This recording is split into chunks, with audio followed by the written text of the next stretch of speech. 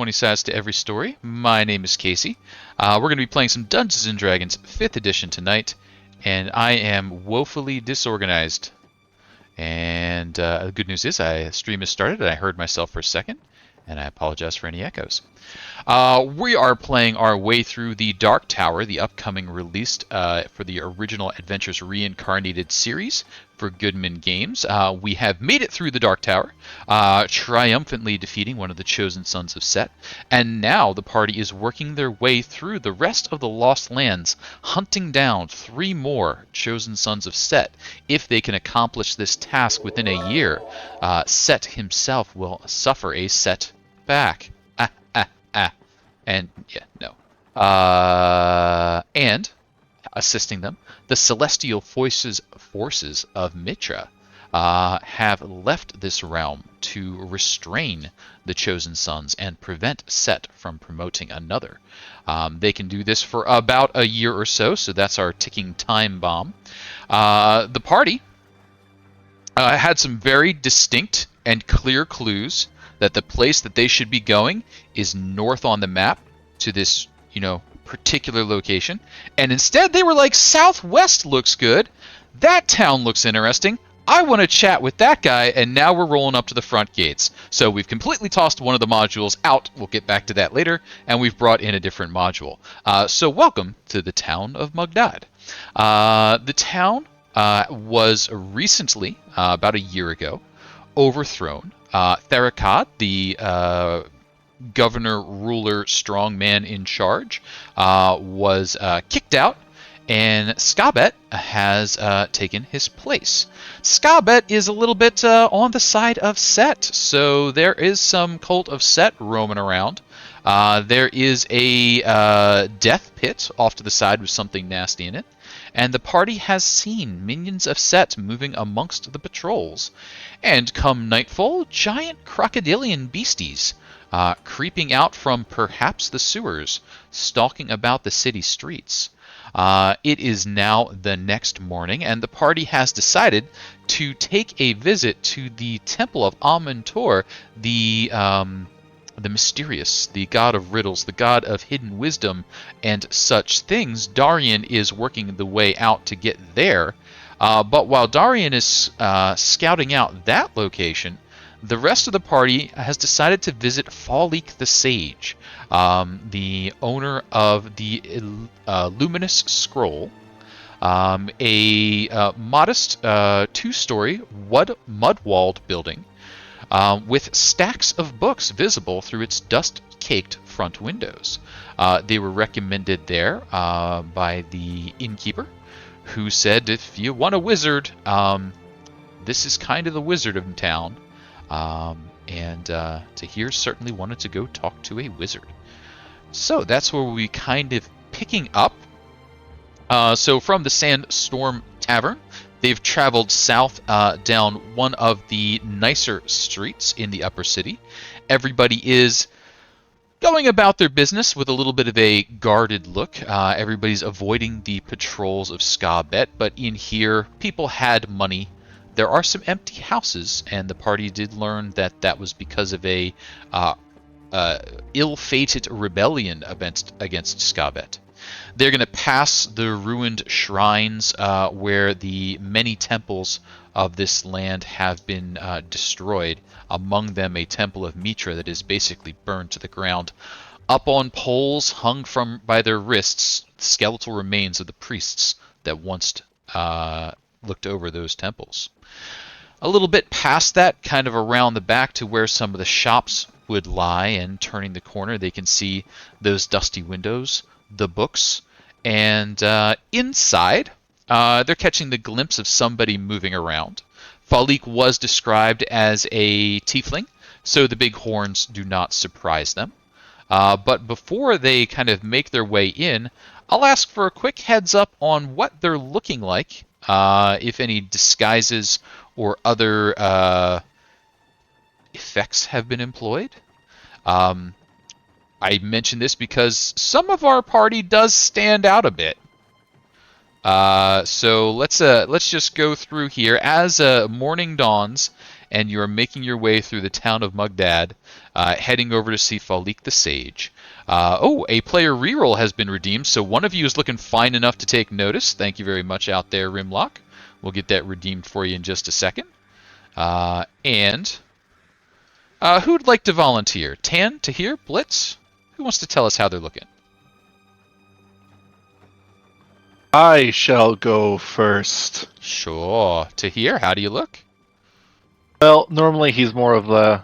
He looks too much like a rogue to be a wizard. That's how his former look was. Let's say he's gonna go the full mage look. He's got the long, overflowing robes. Oh. He's got his hair done up and it's in its headdress. He's ready to go. He's doing like the classic wizard. I'm gonna tuck my hands in my sleeves because that makes me look more wise. Just to be I'm just a passerby traveler dude, but also maybe a mage. Gotcha. It's a good look for you, which is a little bit of a turnaround because I think last session we got to see you Hulk out. So it's good to see you taking the classic wizard, guise here. It looks like Tann just took a big bite, so we'll hop over towards Blitz at the moment. Blitz, how's the voice, and what are you looking like? If there was any discussion of, is Tahir visibly disguising himself, or does he look like himself, but just grander? It looks like if he were to be a student of magic, that's the look he's going for. Not something you'd see him typically wear, but he's not disguising who he is. Oh yeah, he'd be fully recognizable to say the people at the front gate and stuff like that. Yeah, he's not hiding his face or anything. Yeah, all right. Then in that case, Blitz would just kind of remain in his Lorehold regalia, as you see him pictured there. Sure. You got it. Red and white colors. Yeah, he doesn't detect any malice towards the college that he's picked up on, so he feels that would be appropriate. No, Strixhaven is far enough away that nobody probably even recognizes what those colors mean. But they're obviously school colors, but they're like, folks from around here aren't from around here, huh? So, all right, cool. And then is Bowser in tow, or is Bowser hanging out with Dahrian? What's Bowser up to? Yeah, you just bring him along. You got it? And, yeah. Cool. Yeah, I guess Echo's probably just stowed away, the cat. You got it, and Echo the cat. And Echo, unfortunately, I think had to get a resummon recently due to big old lightning bolt breaths out of a Behir that you encountered. Yeah. We just long rested, right? You sure did. Yep. So you had plenty of time to get that accomplished. And then that brings us to Tann, one of the other little difficult to disguise. Tann, what are you looking like? Mage armor taxes been paid. Yeah. Good old mage armor. Sorry, there we go. Tann is, much more difficult to to hide.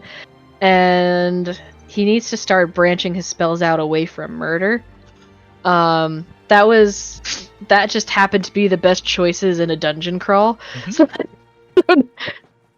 or at least for him. So he's just gonna be rocking it as himself. Like, the only way that I think he could try to disguise himself is if he took a pair of Dahrian or Tahir's pants and stuffed them with extra clothes and then attached them to himself so it looked like he was riding on a horse. If he made a horse's head on top and strapped it onto the front of himself, so there's this fake dangling horse head and then these fake human legs dangling off, so it looks like he's just riding a horse everywhere. But that would be hard to explain going into a building, so he's just gonna be the way he is. So what I'm hearing is at least once you've tried this, looked at yourself in a mirror and said, maybe not today. Yeah. Okay. Yeah, so he's thought about it. He's definitely considered it, but then he realized he shouldn't mess up his friend's clothing that much and decided against it. And he's not a good sewer. You know, I think I've heard of this very similar strategy in some place of a Castle of Amber. I think it's from one of those books I read a while back. Something very similar happened to that one. Really? Yeah, it was An interesting series of events is all I'll say. And Ooh. I think they use the hands as their mouth instead. You're gonna go for the whole like you're the person writing, right? Yeah, cause like I'm half of one, and then I'm half of some of a goat. Oh, I guess it wouldn't be a horse then; it'd be a goat. But then the horns are still a little something. I could be a tiefling riding a horse instead of a human man riding a horse, so that That could work. that could work. I believe, if I remember correctly, the person was an actual centaur, so they used the malice as the horse, their hands as the horse face, like this, and just kept making this gesture a lot. If my memory serves me correctly. Blitz, have you heard of this story at all? It sounds good from far, but far from good. Yeah, yeah, That is a yeah. very excellent way of putting it. So, with conversations of amber castles, the party has made their way to the luminous scrolls. A sign painted in yellow and purple still proclaims the name of the bookshop out the front. It is not far enough away from the temple row that you can't still pick up the occasional scent of the smoke and muck from that destroyed set there. But this particular building looks intact as do the others to either side. They don't seem to have suffered during the riots or the overturn. The glass is still set, a little bit dusty, maybe hasn't been cleansed in a while. The door opens up, and as it opens, there's a little bit of a ring and a clatter as the is announced, and from upstairs you hear, "Oh, be right down." And then coming down the stairs from above, book opened in hand, sort of looking up at you, is Falik the Sage. He's a tiefling male. He's got a rather long tail that he's often picking up and moving out of his way. Always seems to have a book in his hand. When he puts one down, he picks another one up, even though he's not reading. It seems to just like having something in hand. You'll notice that after just a few seconds of being in his presence. He is equipped for combat. He does carry a short sword on him, but it looks as though it's just a side piece. Maybe hasn't been drawn in a while. Oh, you're not a regular. Welcome to the Luminous Scrolls. How can I help you? Well, for starters, it's great to be back at a bookstore. Haven't seen one in. And then he looks off a second and starts to think on how long it's been. It's probably been decades. Decades, Well, I'd say. it's not the library, but it's as close as I can get it. What sort of information or lore are you looking for? Is it a particular book you're searching for, or you just like to roam the stacks like I do? I don't think I have any particular interests of yes, but I'd like to happily take a look around and see if anything catches my eye. But I was told you were the men to speak to on matters of the arcane. I do dabble. What sort of arcane information are you looking for? I have some wonderful treatises, and he heads over, and you can see that the bookstore should normally have the books on the shelves. He must have just acquired a tremendous number of books because the shelves are full, the tops of the shelves are full, they're double stacked, and now there are piles in front of them at this point. And he's sort of moving, past and around them. Yes, here. In this section, we have some studies on. He goes into several arcane branches. What sort of things do you wish to dabble in? Well, I tend to have my speciality in the more of the conjuration sorts, so like teleporting is my go-to. Teleportation. Um, let's see here. Here and back again, a Hobbit story. There we are. Teleportation. Interesting. Like as he opens the book, starts scrolling through it, and he'll say, "This is a vast collection you have here. Are you a collector yourself, or did you recently get these?" Well, in the upheaval, many people found themselves with books and in need of coins, so I was able to make some rather, good for me bargains. I certainly tried not to take advantage of anyone, but, make hay while the sun shines and such things. I don't think this looks exactly my taste quite yet. I do have another question. As I said, I'm more of a teleportation expert in Minecraft. I was looking to see if I can get access to somewhere I can find a circle within the town to Dhampir if I need to. You see, I like to make a network of places I can be to at a time. Maybe perhaps stop by here again. Oh, circle of teleportation. If there was one, it would have been in the palace, though I do not know if Skabet would have left one intact. Lest Tharik does bring forces from other places to bear. He's been a bit of a rabble-rouser ever since he was deposed. A rabble-rouser? How so? Oh, yes, signs, banners, posters, leaflets, pamphlets, all manner of things on any sort of scrap of paper it seems that they'll get their hands on. I hear he was calling for adventurers for a while. So he's spreading propaganda around the city in hopes to overthrow the revolutionaries? Yes, to revolutionize. Are you a fan of the revolutionaries? I don't like the fighting at all. The Rikta... I mean... And he sort of like gestures over in the direction of the temple row. A lot of scrolls went up when those temples went up, and... Well, if you don't like learning, you may not like bookshops, so... The cultists of Set do make me a bit nervous, but...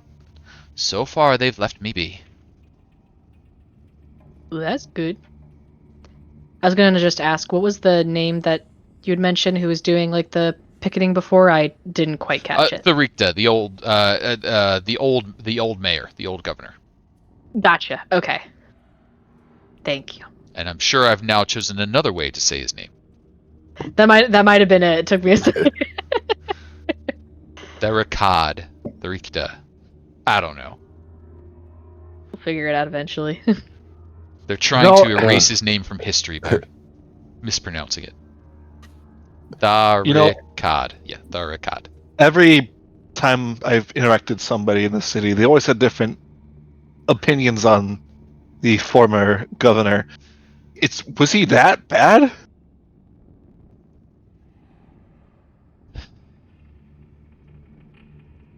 You know how they say hindsight is staring at an ass?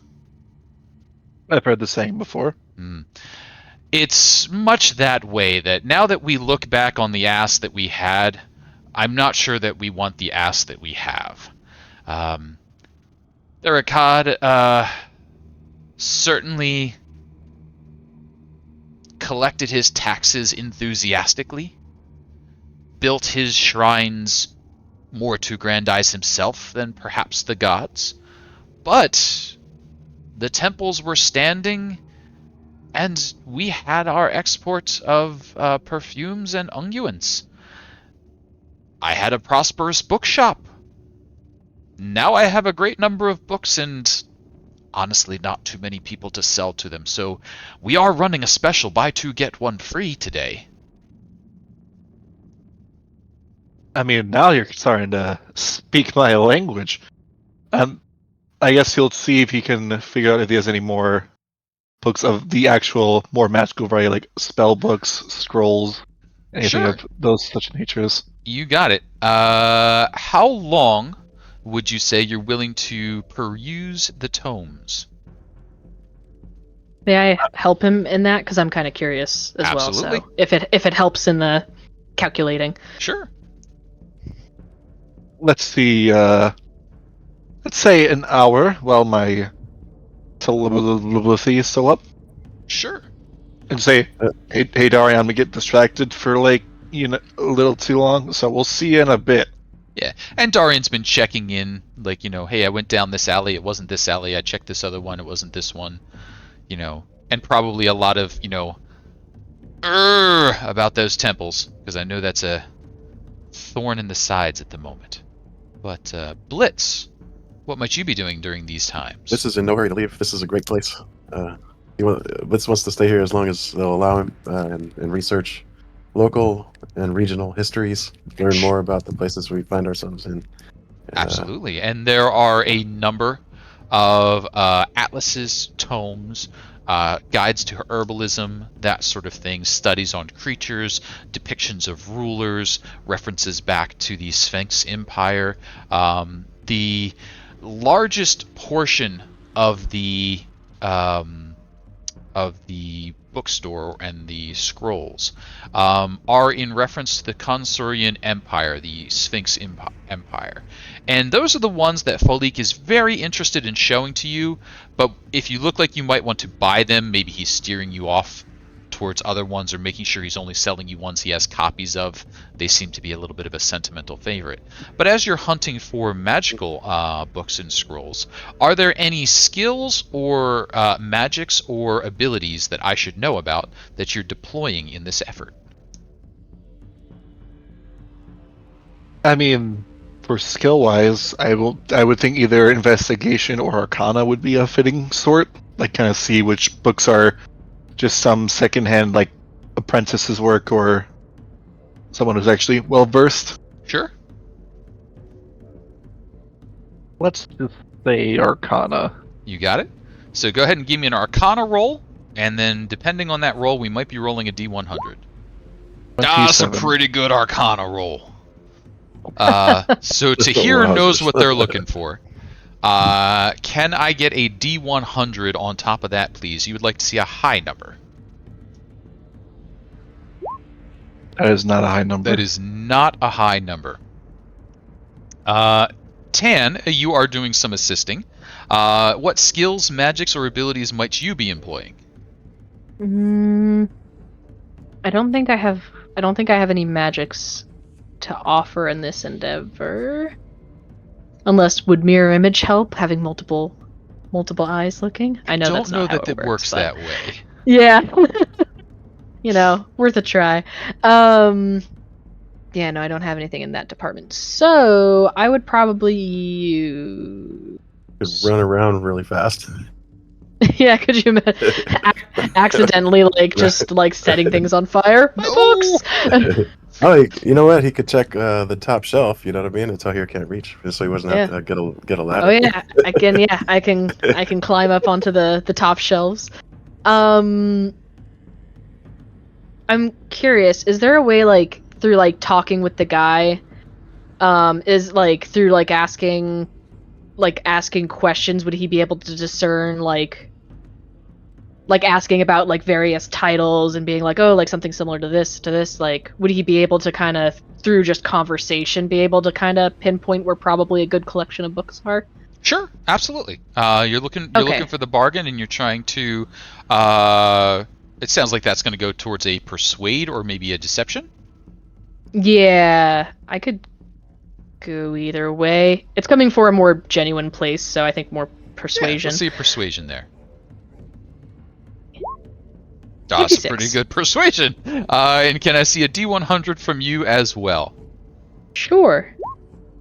That's a pretty good roll. Can I get a D4 from Tahir, and can I get a D10 from Tann? Together they got 100. 82 and 18. Oh yeah.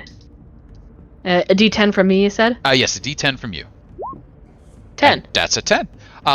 So Tahir, while you were able to find several spell books, they were basically the failed scribblings of novice mages. So they have the practice that you're supposed to do generating cantrips. So they have the, do this 500 times and you will learn to do a cantrip.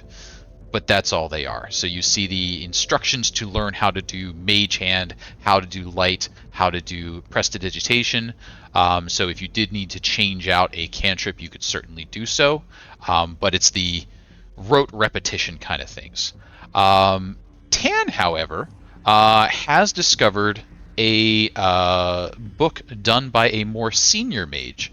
And I think the line of questioning was like, are there any here that you just can't wrap your head around what's really in there? And Falik is, actually they do have a few scrolls here that I just haven't been able to decipher, and you're sort of looking those over. And the scroll is not magical, so it's not a scroll, but you do start to recognize it is a spell.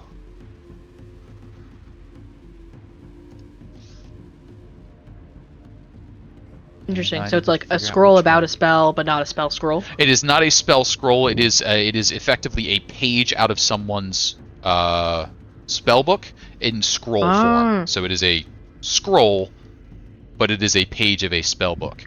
Gotcha. And it contains a 6th level wizard spell.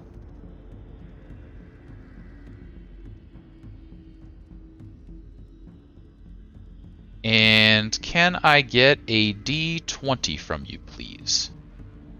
Sure. D20. 12. 1, 2, 3, 4, 5, 6, 7, 8, 9, 10. Doesn't count. 11. 12.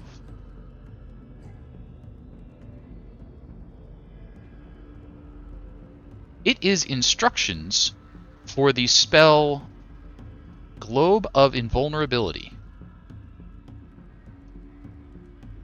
Huh. He would definitely pass that over to Tahir and be like, "Hey, what do you think of this stuff?" Like, he'll take a second, he'll study it, and probably also come to a similar conclusion. Mm-hmm. Well, this is definitely powerful magics, at least, for what it's describing here. More or less, it's saying that if someone were to throw, like, a hazardous spell towards your direction, it would be dissipated around this sphere around you. Kind of similar to, like, the dome that I cast, but a little more inward friendly, so you can shoot out of it with, like, your normal weapons, and they can shoot back in, but no spells can go through. Oh, that's pretty cool. Of a certain power. Some magics might be able to penetrate it, but it's definitely a powerful piece of magic here. And Falik sort of looks it over. Is it? Well, in that case, I think what you would want to do is buy 2 books at 50 gold apiece, and you would get that one free. Well, you did pique my interest with one of the books you were saying. Sorry, Tann, go ahead. I can see you doing the gesture. Just that it sounds like a pretty good deal for a 6th level information scroll. It's not a spell scroll, but it's a scroll with a spell for 100 gold. Perhaps with enough time I can decipher more of it, but it's definitely instructions on how to do such a thing, but it's still missing a few pieces. Yeah. Okay. Well, you did, I'll say, pique my interest on the Consorian Empire. I've heard mentions of it throughout this land since I've been here, and of its divine ruler. What was their name again? Anchoret. Yes, sir. I'm actually rather fascinated. I've only heard, as I said, bits and pieces from my studies, but perhaps if you have a couple of books on those, I'd like to learn more. I do, and he actually goes through. I'm actually delighted to say, if you are of the inquisitive nature, there is a temple of Amontur nearby, and it is said within that temple there is hidden a great deal of knowledge on the Consorian Empire, possibly even a shrine to Anchoret herself. You're kidding. No. I visited the temple myself. Some must be 2.5, 3 years ago, before all these troubles. A wonderful place, absolutely filled with glyphs and scrawlings on all the walls. I spent days trying to decipher it, but to no end. I really prefer the reading more than the puzzling and therefore, always meant to get back to it, but never had the time. So many books here already to get through. But if you do have a chance, I believe it is still standing, and you would just go, and he kind of gives direction, and right about that same time, Dahrian's like, I found it! And Good work, Dahrian. You're kidding! It's only right over there? it's just, yeah, just along the way. Now, I will say, um, it's on one of those streets that you might turn into thinking you're getting to Temple Row, only to find yourself at a dead end up stomping back out of there cursing, never realizing that it was leading you to a temple after all. A rather clever little joke, I think. Well, he did say it sounds quite puzzling, so it's probably where it's meant to be, right? Yes, I do hope. I do hope it survives. It's easily overlooked as not being quite a temple, but with time, those cultists of Set will eventually turn it up. Among the reasons that while I don't support the revolution, I wouldn't be terribly upset. Wise words, my friend. As one sage to another, if we happen to stop in there on our way through and we find anything you'd like to know? Everything. If Everything. whatever you find, come back. We'll have some more tea. We'll make some scones. Sit down, really have ourselves a palaver. It's been so long since I had one of those. Oh, Hands like drooling a little bit, like. "Meh." it's just baked bread. the butter is expensive, but I think worth it. Well, I am interested in these actually a couple books to get me at least started on the Empire, because again, knowledge for knowledge's sake. How much you say it was again? Each of these 50 gold, and you want this edition and this edition. There's some notes in the corners of this one that I think may have been a friend of the author. But I haven't had that sourced yet. Could have just been idle scribblings of students, but interesting. A little bit of social commentary along with the text.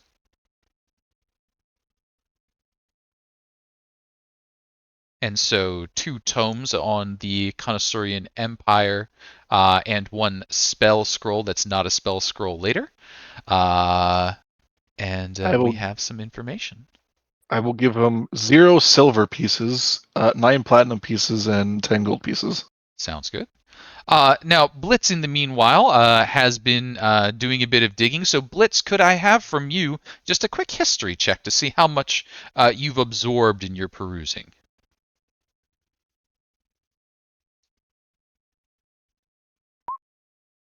18's pretty good on the history too. So yeah, you've definitely picked up a little bit of history of the area. The books on the subject obviously have not caught up to the current events. So you are mostly looking back 25 or years or so ago, and it is still referenced that Tharakad was the governor then. He had recently come to power.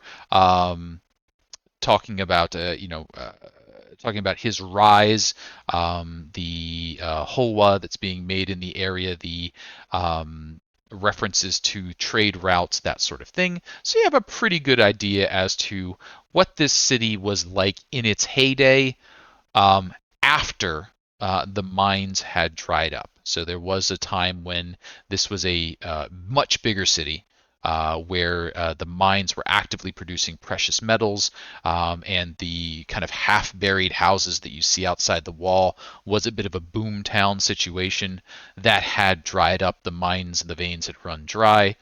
The town basically collapsed at that point. Then there was a resurgence when Thakarad came to power, and basically started doing the trade in the unguents and lotions.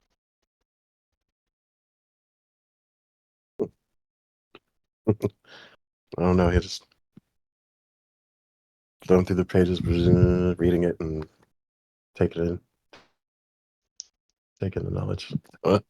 Sounds good. Out of curiosity, because I know Blitz has some creative methods for doing things, I think I heard a noise as you were saying reading.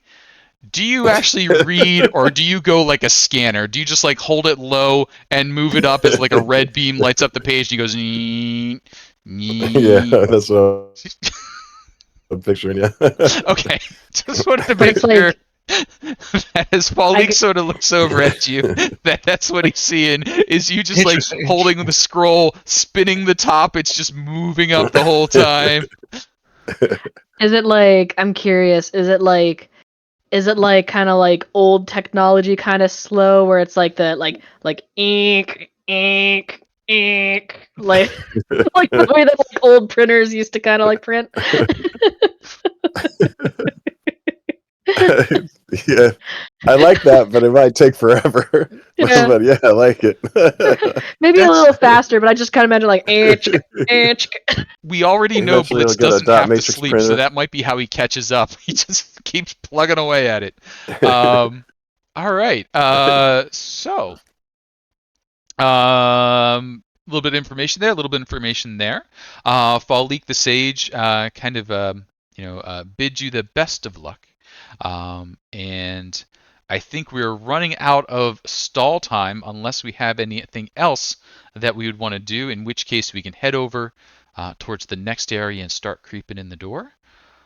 Or we could head somewhere else. What might the party be thinking? Oh, it's been so long since I've had a new book to read. Hmm. And I got might- 2 of them. Oh! It'll keep you so busy. I think Tann You don't maybe have to do the day. we'll have to return. I think Tann might maybe before they leave, like he'll see if people are okay with staying in the bookstore a little bit longer. I think he would want to see if he could find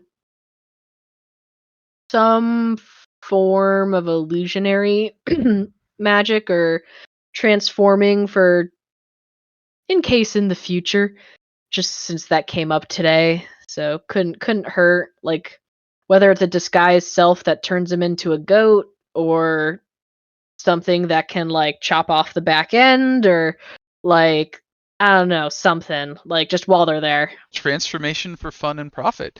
So Yeah. as you're kind of asking around, so what we'll need to do there, and hey Galaxian, can't stop NFL, here's some rerolls, have a good night. Thank you very much. One for the DM, one for the players.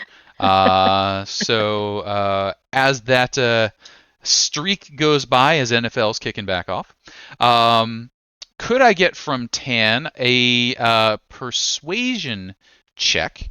And you would like to see a high number. Okay. 27. That's a pretty high persuasion check. So as you're like, could we do something like that? Falik sort of scratches his head and says, it's not technically for sale, but I did mention that coin would be good. I happen to keep for my own use a hat that allows me to disguise myself. Sometimes people see the horns, the tail, and they think things other than Falik. I'd be willing to part with it for some coin. Is that the sort of thing you were interested in? It sounds intriguing. Would there be a way for me to see how it works? Oh, of course. Just a moment. And he sets down his tea and picks up another book. Runs upstairs, sort of looks at his book like, why did I pick up a book? And then he grabs a hat and he makes his way back down.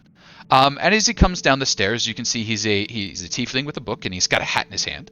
And he puts the hat on his head, and then he's not a tiefling with a book with a hat in his hand. He is a gnome with a hat in his hand and a book.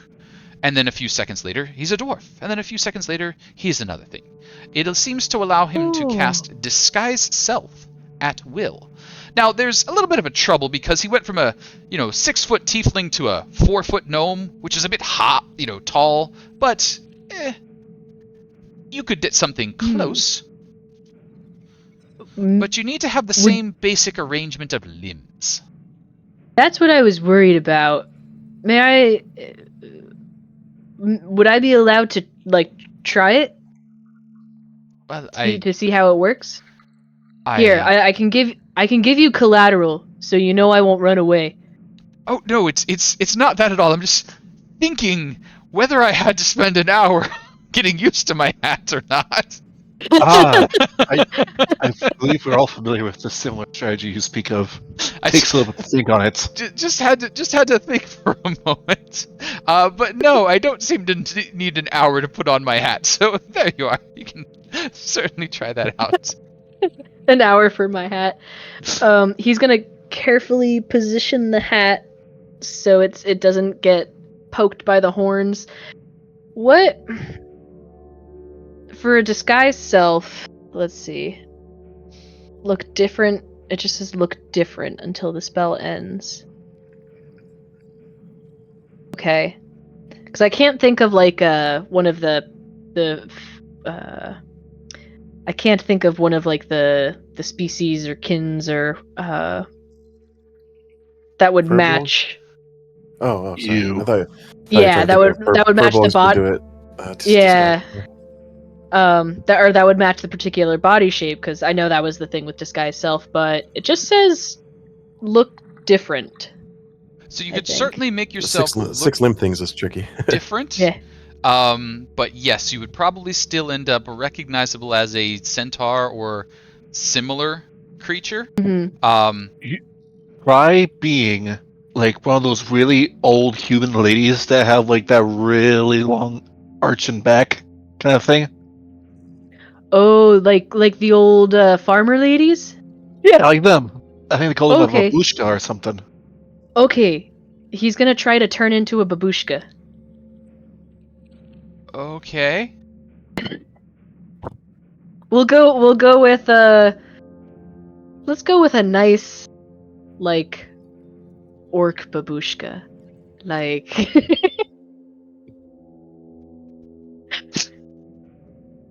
I don't know how it'll look, but he's trying. What do you picture, Casey? I am not sure what I'm coming up with here.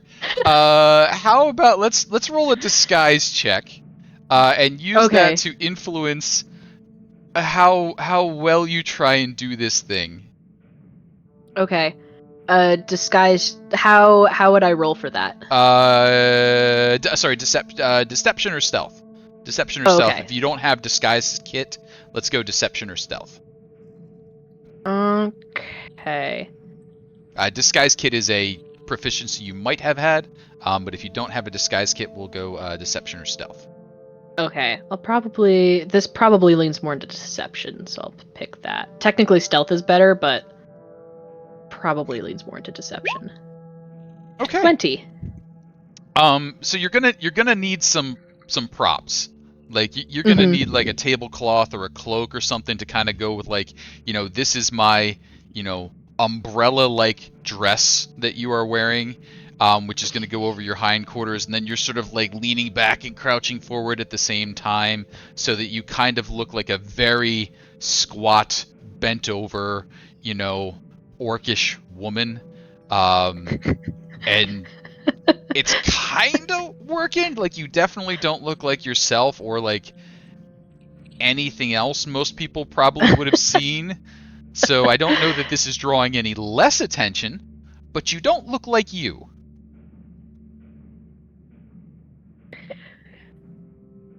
What do you guys think? He's trying to change up his voice, but it's if you ever try to talk with your chin in your neck, it just doesn't work easy. I'm not Tom. I'm not Tann anymore.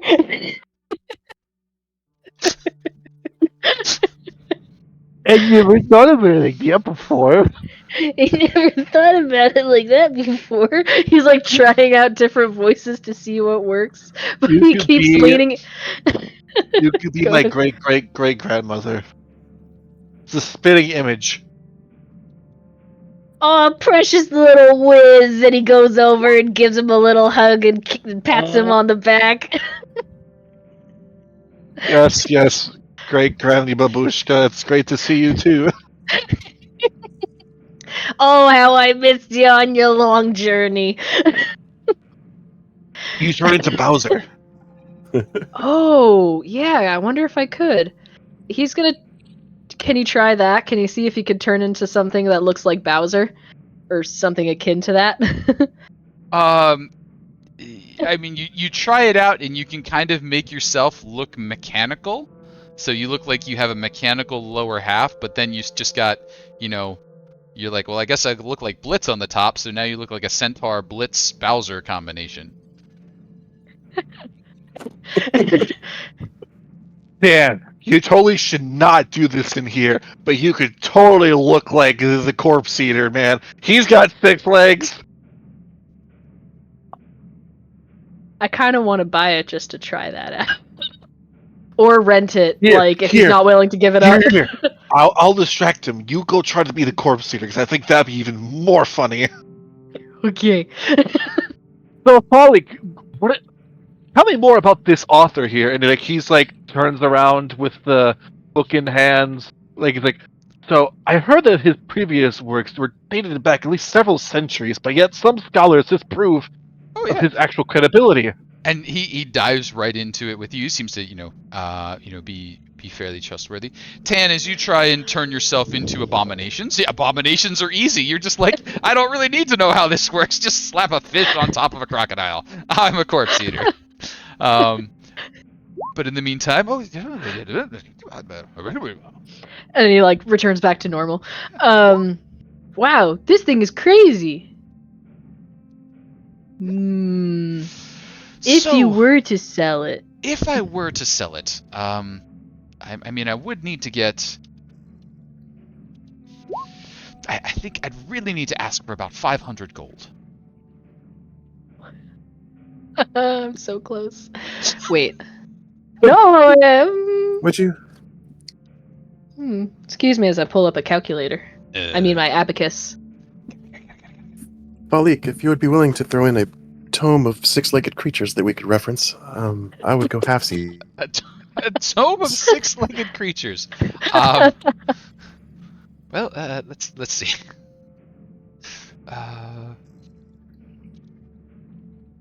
Centipedes. Those are one of no. They have way more than 6 legs. I have platinum too. Nope, not a spider. Not a spider. Spiders have 8. Scorpions? Oh, Scorpions yeah. got 6, right? Well, so. What if see, you could be actually, like the king of scorpions? all insects have 6 legs and 3 body parts. So here is the big tome of insects. Perfect. You could be an insect dude, man.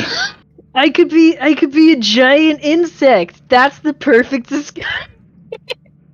There are so many to choose from. Look at this stick bug. This beetle is crazy. Tann, you'll never run out of disguises. This is awesome. You can look like a ladybug, dude. Look at that. Could you imagine a giant ladybug? Oh, that sounds pleasant. I'd be scared shitless, man. Okay. I could do it if he accepts platinum as well. I have 450 gold pieces, and then I could do 5 platinum, and I could afford it. Yes, of course. Platinum's good in Mugdad. Just no silver. Yes, we don't have any. I forgot my voice. We don't have any silver. Yes, no one does in town. It's caused a real cutlery shortage. Oh man, that stinks. So Well, specific. oh, yeah. What? I know we've been told why, but why? Well, it all gets offered to the monster in the pit. We got that, but why does he want silver? It's so we could be giving him platinum, dude. That's like so much better. But no, that's Scott's Or thing. I, But or please, Electrum. please don't. The Devil's Coin? But no, Oh. no, please don't convince it that it would like platinum. We would run out of money much more quickly. you're telling me I could just talk to it? I don't know anyone who's tried and lived, but if you wanted to, I suppose. Scobbeth has. Has anyone seen if it has 6 legs? Oh, I've not gone anywhere near it. To the best of my knowledge, only those who are to become its sacrifices get a good look at it. And Skabet, yes, of course, and likely some of her minions, but I'm not going to ask. Okay. And you're truly okay with me buying this thing? Because it seems like you... Did you say like you needed it for things, or like... When I travel, it's very helpful to, disguise, but I've been here for years, and I think everyone knows me. Okay. And Because I was going to offer, if you would like me to rent it for like... While I'm in the city, I could do that. That way you can like have it back. But if you're okay with departing with it, I would be willing to buy it off your hands. if you want, we can give you collateral for such a thing. no, I think a purchase where, if things go topsy-turvy here and I do have to run, 500 gold would be very helpful to help reestablish my book collection and make it a little less heartbreaking to leave behind those I could not carry. Okay. If you really wish to trade, if you happen to have such a thing as a portable hole or a bag of holding where I could store all my books in there for an easy escape, that would be quite worthwhile to me. We do have one of those things. We but are it's not so giving him the bag of useful. holding. This is a dumb move. Well, I think we're gonna have to go with the gold. So I don't know if we can help you in that department. So, no problem. And he's gonna dig around and produce the cash. But Blitz will work over half of it with one hand. Oh, while he's- really? I'm. Oh. Yeah, while he's turning pages in the animal book with the other, the insect book. I'm just And so- imagining him like a kid, how he's now like just sitting on the floor, book open in his lap, and he's like, whoa, like not even reading, just like looking at the cool pictures of bugs. The next thing that happens is Blitz is going to make one of those like little kids' toys where you spin and it's just a chart full of insects. When it lands, that's what you turn into. Yeah.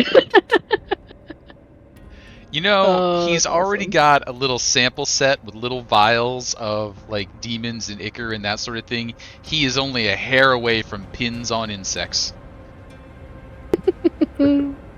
But, Hat of Disguise. Why no silver? Aller Puffin asks. The party is debating that too.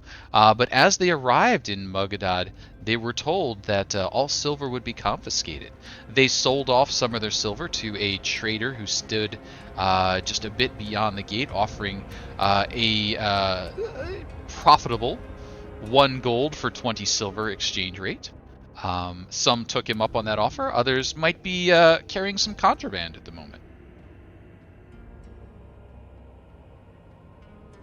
No, never. Never. I had the piss hole in the desert. Yeah. And there's a secret silver cache right next to all the other secret silver caches, just behind the rock, a little bit south of the trader. There's so many little sand piles outside this city. It's weird. And only 2 of them are Tann's happy little sandcastles. Only 2 of them have no silver. But returning to the streets of Magdad, the party sees a couple of patrols going by, so it has to fade back into the shadows for a little bit. They see pedestrians moving back and forth and other things going on. They overhear little snippets of conversation, one of which that seems to be coming up fairly frequently. is that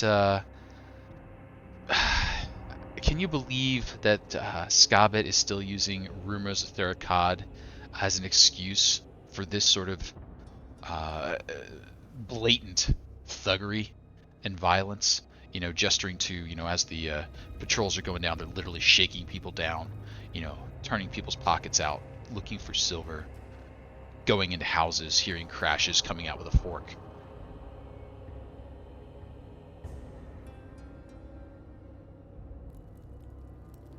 I mean, he's got to be dead, right? I mean, I heard he was eaten by the serpent in that pit when the forces of Set first captured the city. Was he wearing silver last you saw him? Tharkod? Dressed to the nines all the time. A lot of silver, a lot of gold, a lot of platinum. Loved his silks. Burgundy for some reason, though. Burgundy. Oh. Very, like, rich in color, I guess. If you're gonna have a signature style, I guess you're gonna stick with it. But, man, it kind of dates you, though.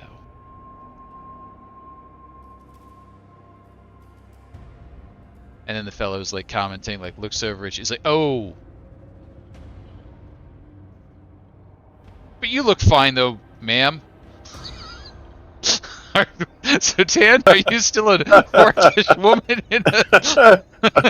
Oh crap!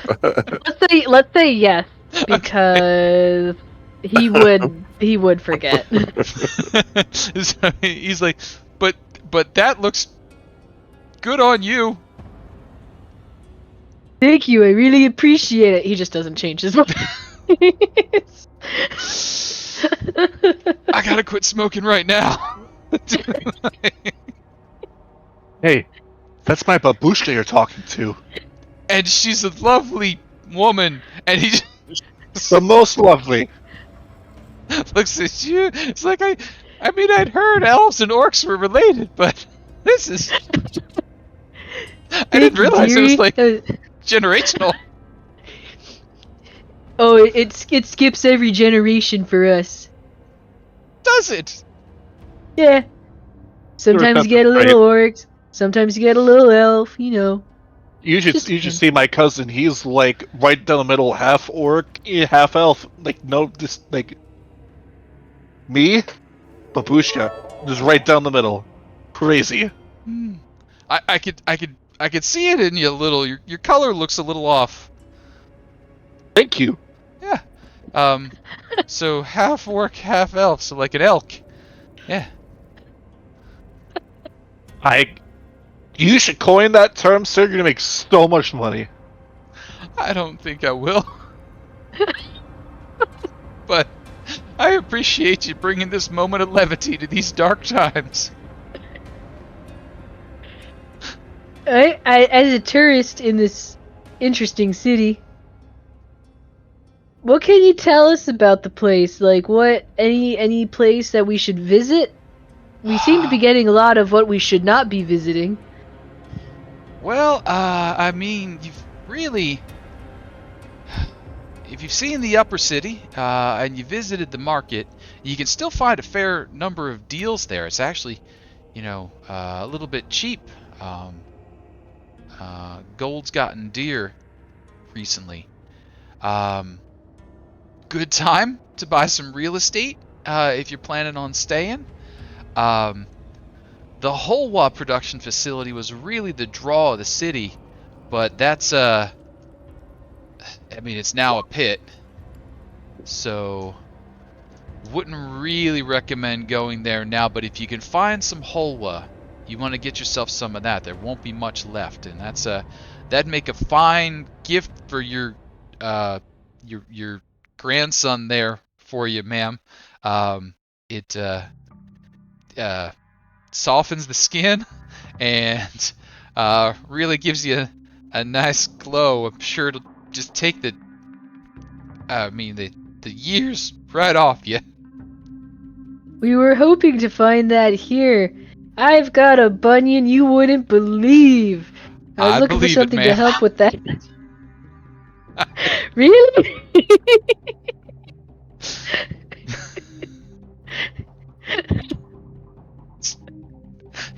You don't look like a lion woman. So we'll just let that. So you want to head down to the market and just keep an eye out.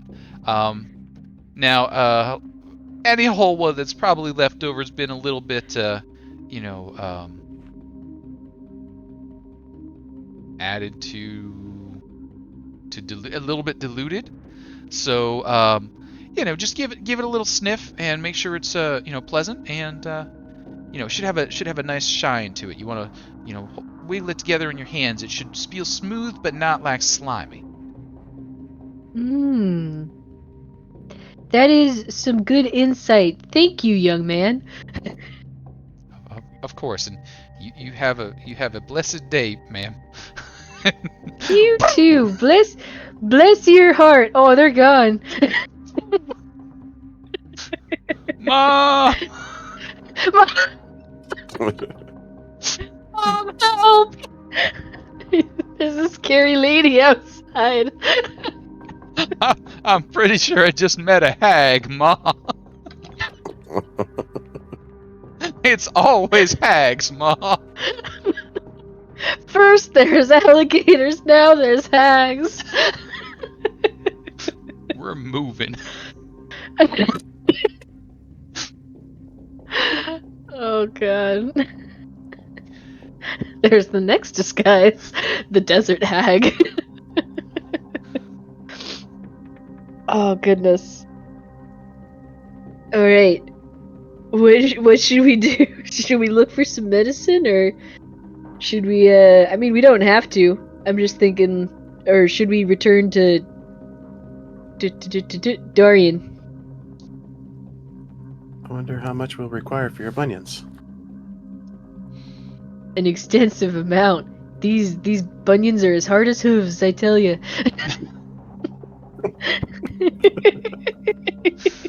Oh, that was a dumb joke. But it was really good.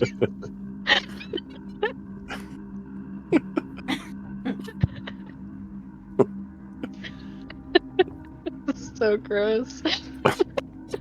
And I would say Yeah, probably. I'm laughing but simultaneously disgusted by the imagery. It's Like, like these mental pictures, I just want to go away.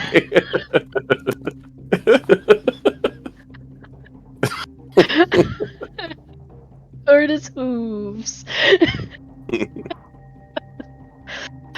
Oh gosh. Because I think Tahir has stepped away. Blitz, what would you like to do? I found what I was looking for. So I'm frantically scrolling down to the appendix section, where there is a Mugdad Gazetteer, Gazette. It's Oh, probably Gazette. Gazetti. Okay. Gazetter, whatever that particular word is, to see what other things we might have hanging about as we stall for time to allow Dahrian to arrive. Giant crocodile zombie? Nope, that's not what we want right now.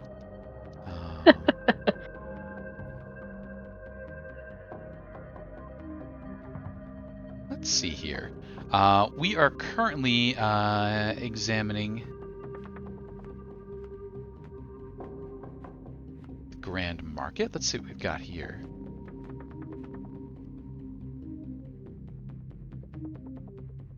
So a little bit of exploring around the city, maybe taking a tour through the Grand Market itself.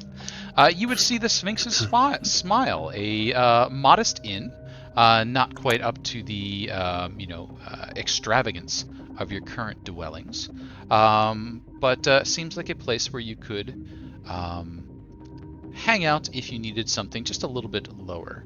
You see the Traders of the Shifting Sands, a nice mercantile. It has got an eclectic selection of goods and supplies. You see your common adventuring equipment, as well as a number of other items that look to have been perhaps looted from other houses recently. The Sweet Ward, where the hull was produced, is now a big pit, so you wouldn't want to go there.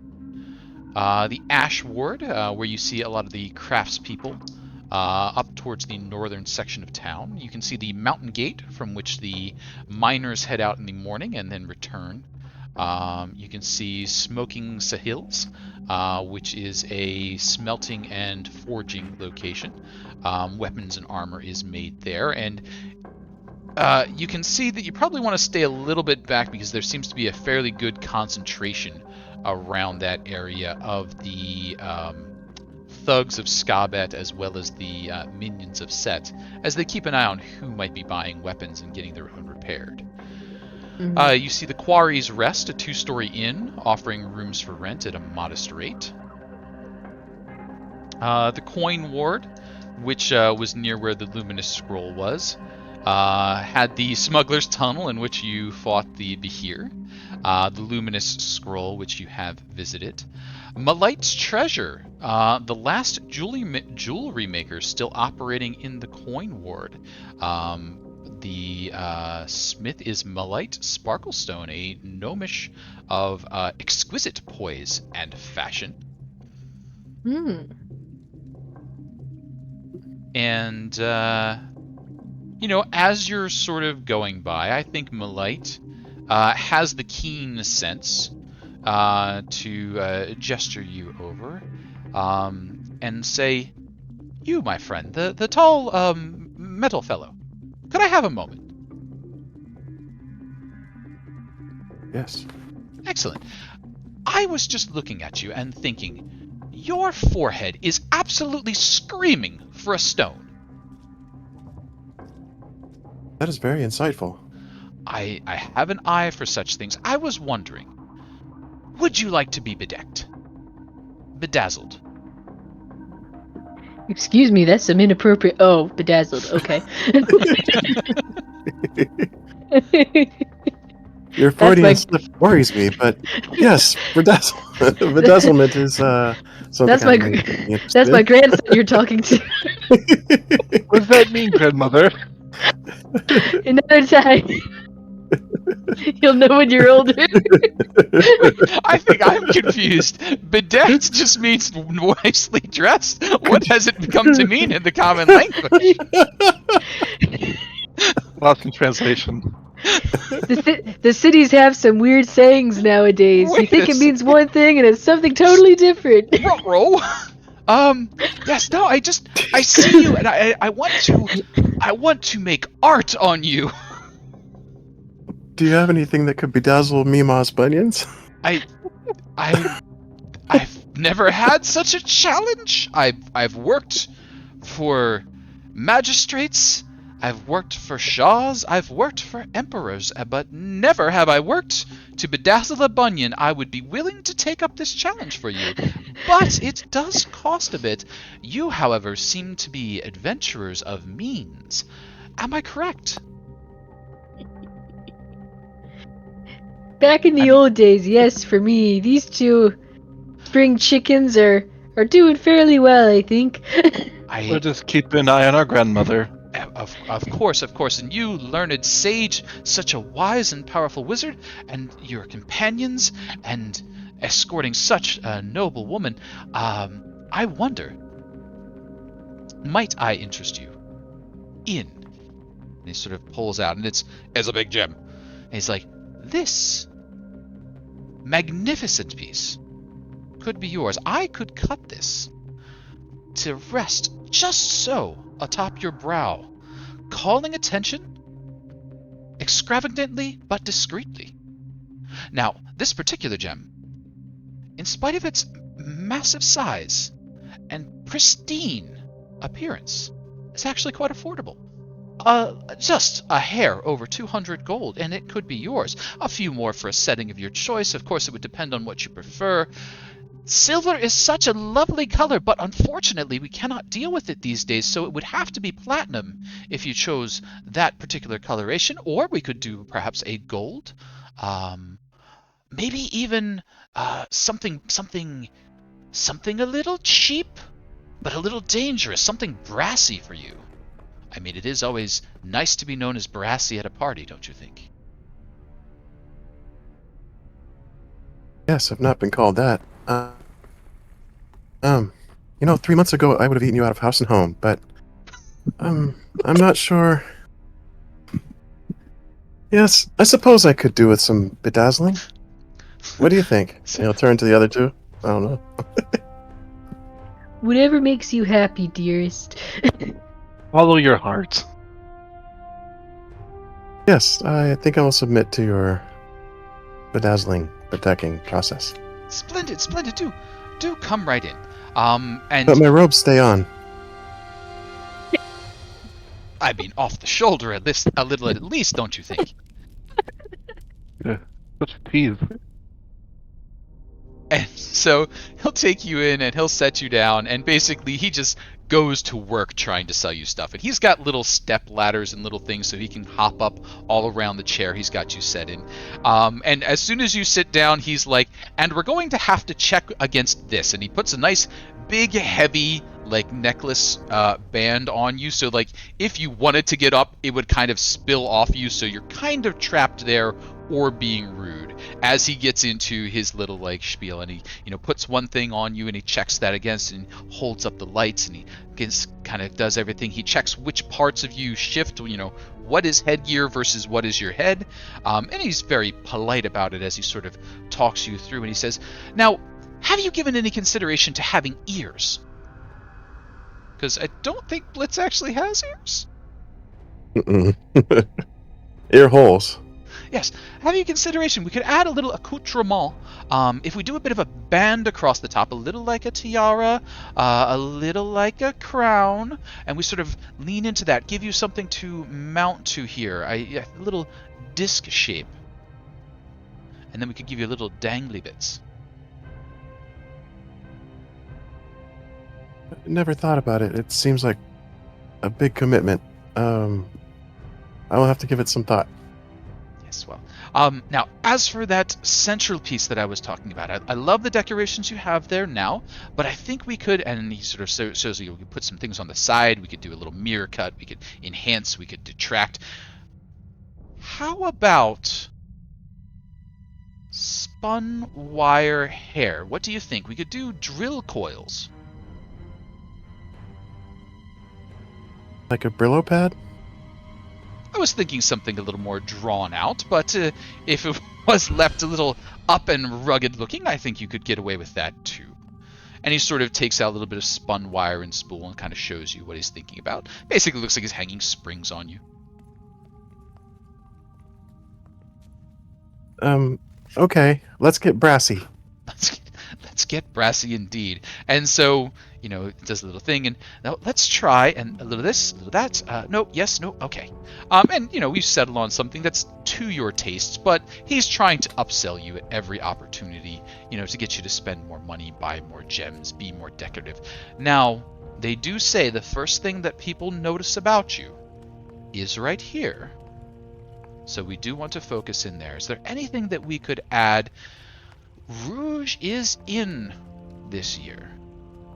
But with your complexion, we're going to need something a little more. I'm thinking maybe a pane, a small slice of a ruby, something just to add that little touch to you there. Yes, that would go with my robes. Splendid. And, he's upticking. And, he's like, now this combination right here, we're at about 200 gold pieces so far. Are you comfortable with that? Yes, and that includes the gem? That would include the gem. That sounds like a bargain. Is that a bargain to hear?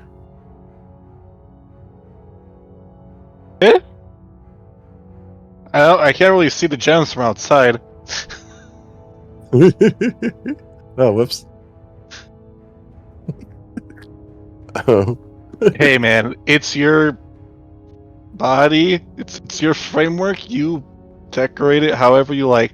Just don't get gimped on the prices, or be you. Sure. And the decorations provided are reasonable for the price. It would be about 200 gold. You would probably not be able to resell it for 200 gold. You would probably be able to resell it for about half that. So it would be an item that you are doing as an expenditure for yourself, not so much like this is a 100 gold piece gem. I could sell it to anybody for 100 gold pieces. This is a, 150 or so gold piece gem that's being cut to your style. So by the time it's done, worth 200 to you, worth 100 to somebody else. You're driving it off the lot. It'll lose 20% of its value.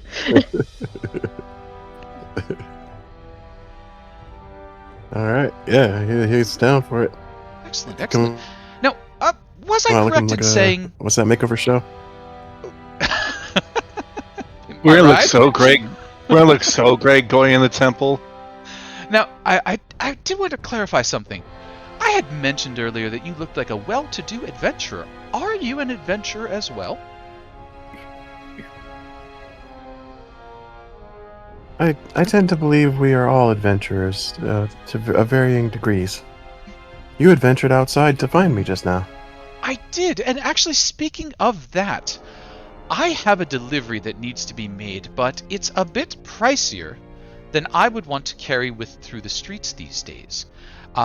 It's a tiara, actually, intended for our lady, Scabet. I was wondering if I could commission you to fetch it. To fetch it to her. If you would, I would be willing to cut the price of your jewelry in half and sell it to you for 100 gold. Oh, that's very generous. Thank you. Of course, of course. I would do a service for you, you would do a service for me. Why does it feel like this is kind of his excuse so he doesn't have to see this person in person? Because I don't know. He's terrified of her. I mean, a person who murdered half the town, burned its villagers, and hung them up to display her following? Yeah, I wouldn't do it either. I'm glad it wasn't just me that was thinking this. Tann's got a pretty good read on the situation. Unfortunately, Tann's not here right now. So, Whoops! no, that's fine. I keep forgetting. So, I mean, Tann, if you wanted to have wandered in and just cut the tail end of that, that's totally fine.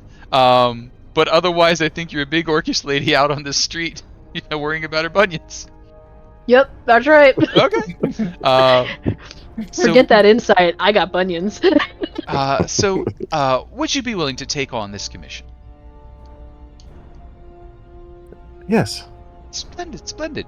Now here, I'll just need you to sign for it so that, of course, we know that you have it in transit, and if you could just deliver it up the road there a ways to Scabet's temple, and then get a signature from her as well, and he draws up in a little stampy packaging, and here you go, and I'm quite proud of it. I hope you like it too, and he shows off, and it's a very nice tiara. You would say probably 500 gold in materials alone, likely worth thousands for the actual craftsmanship in it. Oh, you do nice work. I'm relieved. Well, of course. The Sparklestone name, it's right in the name. Yes, if you would run that along, I'll have this ready for you by the time you're back. All right, very well. And so... you hop up and walk up. Blitz I thought he was going walks to have to out install with it on me. a box. Okay. Yeah, well done. He didn't do anything yet. I think he's working on it. But in the meantime, he wants us to deliver this to Lady Scabet. He wants to do what now? I'm sorry, Scabet? Yes, he made this for her. It's a tiara. A quite nice one. He said, Scabet? what? Yes, he's giving me a handsome discount. So, we gotta get this. What is it? I think it's walking distance, and it's a 50% discount to here. Yeah, I got the works. that's a really good discount. I don't know how you did it, but that's pretty good discount. 50%. That's pretty great. Do you think it has something to do with her murderous intent?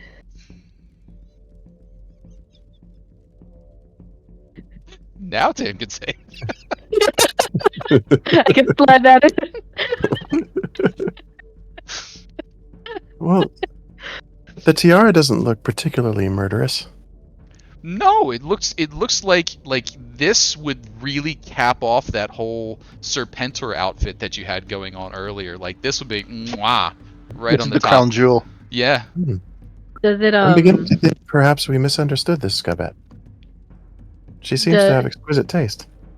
It's very pretty. Does like is it like a kind of like a very like traditional like tiara piece, but like it's got like the green gems to like kind of replicate like scales, or is it like, because you mentioned the Serpentor look, does it like have some kind of like inclusion of like weaving snakes or something like? I would say it's got all these things going on. Like this is a master gnomish crafter going all in on this one. So it's got the motif built into the metal itself. So it's just about like serpent scale, but you can't really tell unless you're looking at it. It could be braided, it could be serpent scale. You're not really sure. The way that the clasps are held, they look like could just be clasp, but it could also be serpent's fangs biting in on either side of the green gem. So it's all very hint and deception sort of oriented. But from a distance, this is spectacular. Up close, this is still spectacular. But what's that?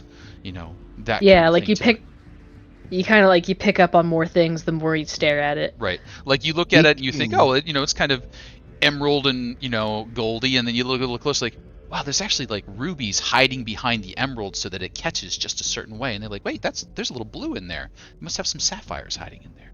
So it's really nice piece. Speaking for of a really nice lady. What's that? Is there anything that seems just off about it?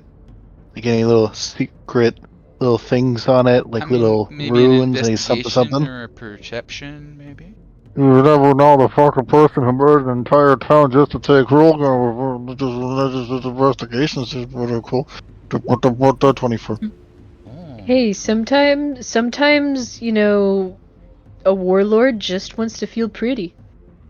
Sometimes a warlord just does want to feel pretty. But you would say this particular warlord wants to feel pretty and also have something of quality that could definitely be enchanted later. So this is, wow. Of enchantment quality Tahir, piece. I have an idea. Yes. There's a spell that I've heard of at the college that allows you to locate a particular object, especially one as unique as this. Once Scabat has this on her head, we'll be able to locate and find her using that magic. That's an interesting idea. I'm trying to remember. We tried scrying on her once, and Dahrian was blocked out. Oh yeah, there was something about the palace, huh? Ah, yes. Awesome idea, I may say. Awesome idea. But if she leaves the palace, maybe. Maybe we're going to just cry on the little crown instead of her. Maybe I don't know. Yeah. You are Some aware that humanoids- bootstrap levitation does not work to quite that degree. You're not allowed to scry on her left pinky instead of scrying on her. But that would give you something more definitive than just the reference of her name.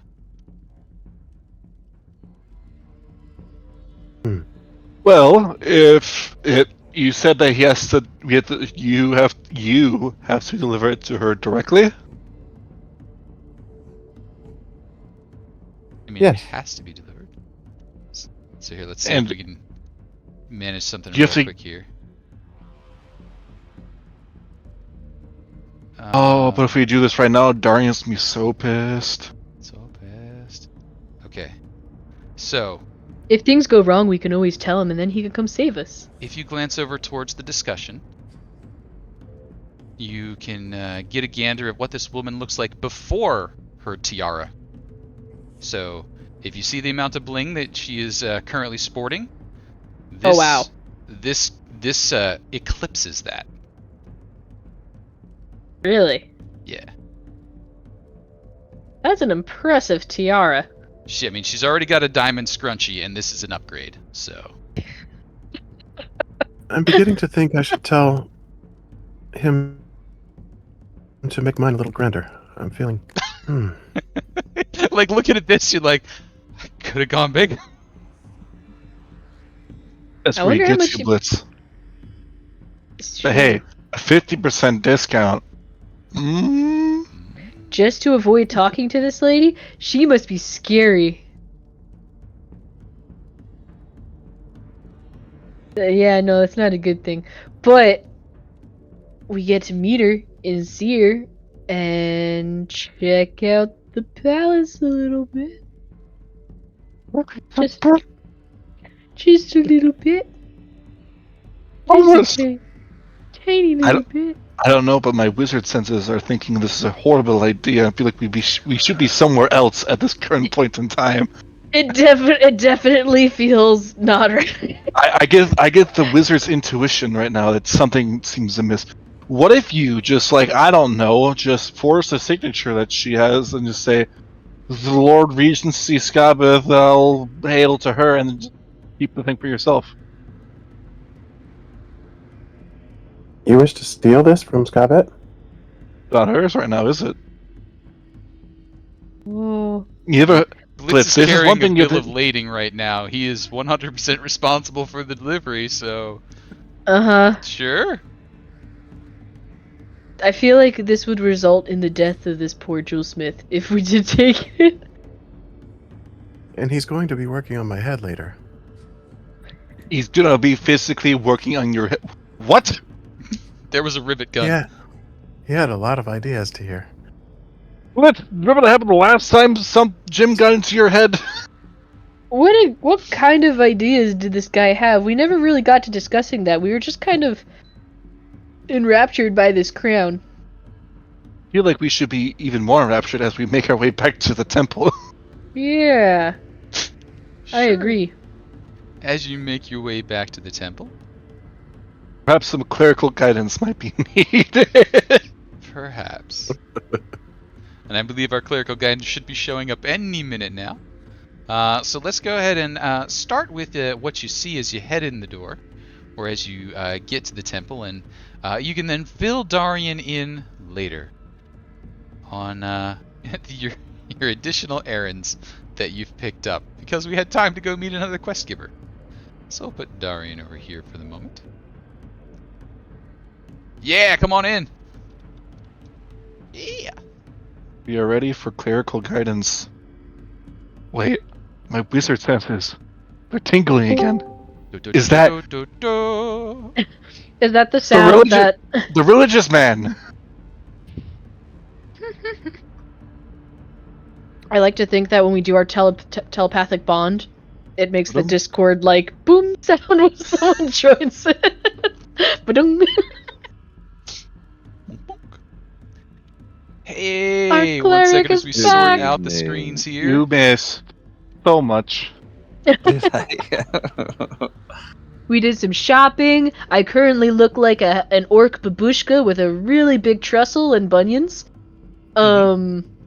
Interesting.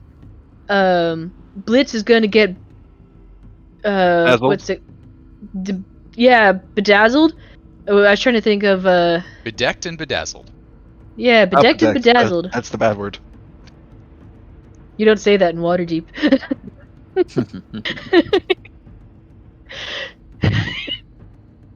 I'm not hip. What else? Oh yeah, we went to a bookstore. That was the first thing we did. Mhm. It And was It was we'll an tell you interesting time. all about it. Yeah.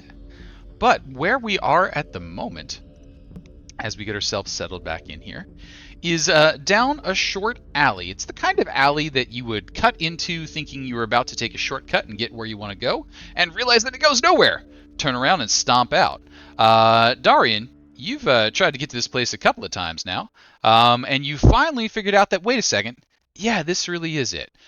Dead end of that alley, there's a little pair of double doors. Just over it, mostly faded out, is a little image of an eye. Yep, you are sure this is Amantor's location. Is that like a holy symbol type thing, or kind of a symbol of him? It is a symbol of him, but it's also a symbol of just a lot of things. So identifying it as being, this is Amontor's eye. It's not like the Eye of Ra, which is distinctive. It's just any open eye could be Amontor's eye. Gotcha. Okay. And it's just on a wall? Just on a wall. There's doors nearby. It's not connected enough that if you weren't in the know, you wouldn't be like, that's Amontor's eye. This must be the entrance to his temple. It's just like, there's an eye on the wall over here. There's doors over here. With the legend lore that you cast and a little investigation that the party did, you've confirmed, yes, this is the temple entrance itself. But it's not a temple. It's just a flat wall, no windows, no decorations, and a pair of double doors. What was the little bit of Still stands. Yeah. What was the little bit of information we got from that legend lord too? Sure. It's been a week. No problem. So basically, the Temple of Amun-Ra shows up now and again in history, tending to be discovered by those who need it almost on accident, and then acquiring wisdom from within. So it is not somewhere people go to worship.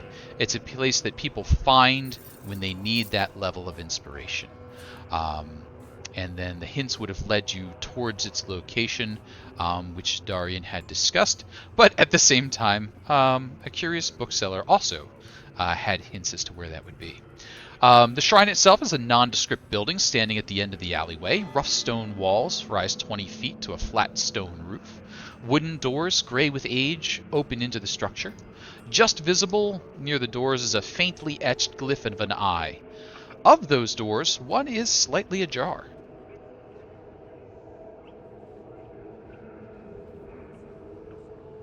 Well,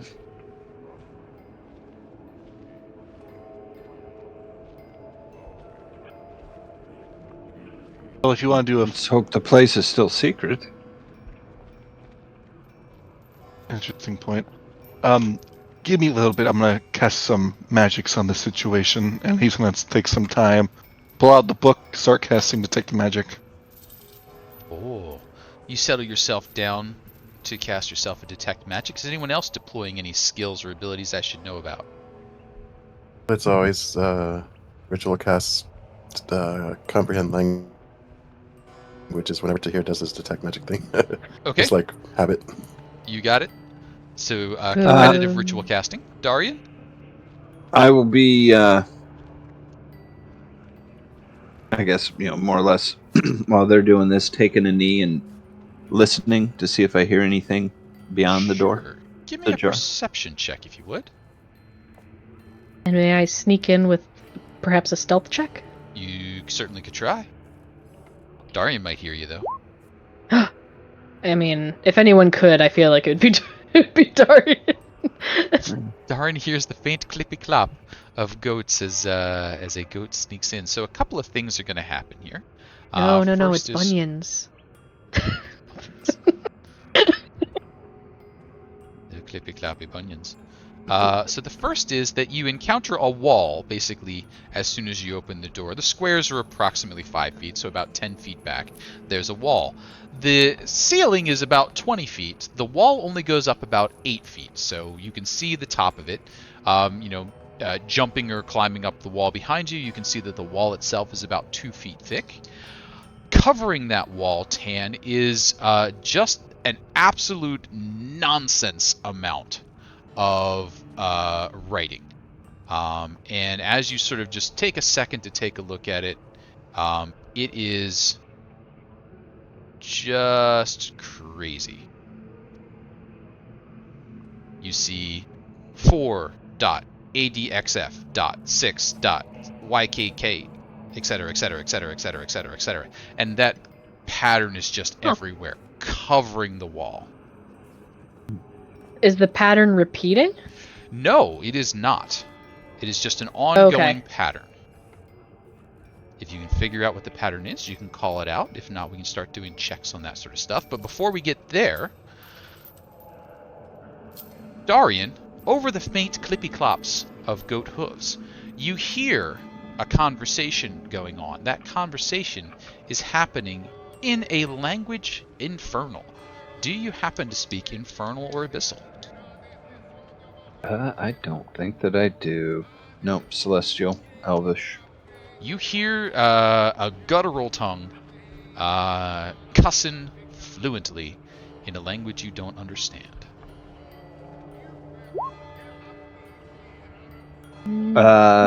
We can still do telepathy, right? Are we still on that? I let Tann know that I hear a conversation in language that I don't understand further in, so be careful. Okay. I guess, is there, with telepathy, is there any way that, like, I can kind of repeat what's being said in my mind as they're talking? I mean, just kind of making noises to see if anybody that does speak infernal would catch pieces. I would say a performance check would allow you to listen and repeat. Okay.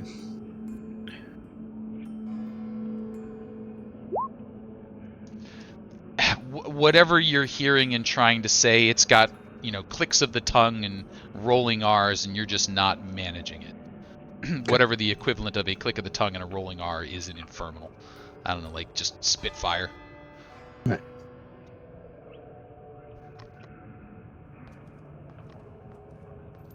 And only Dahrian's hearing this because it's in his head, or only is he hearing Dahrian's hearing it he's- because he's the one kind of leaning his head through, listening very carefully, while Tann's kind of creeping about. If Tann was to hold still and listen, they might also be able to hear it, but Dahrian's the only one being still enough. Tahir and Blitz, you're over there mumbling to yourself. I think Tann would quiet down. If anything, then it's like one less. Even if it's stealthy noise, it's still noise. So if he stops, then hopefully it just makes it easier for either him or others to hear. Sure. Now, Tann, as you've kind of crept your way in there, you're also going to be able to spot something off to the right. I was gonna say, are those bodies? Those are bodies! So, now that we're past the things that you're hearing, let's talk about the things that you're seeing. You've got those 8-foot walls, you've got that text, you're kind of, studying the text, you're like looking for the pattern, you finally get your head over to this side, and oh, there's the bodies of 2 children over there. Just absolutely mauled. Looks like somebody went at them with a big sword.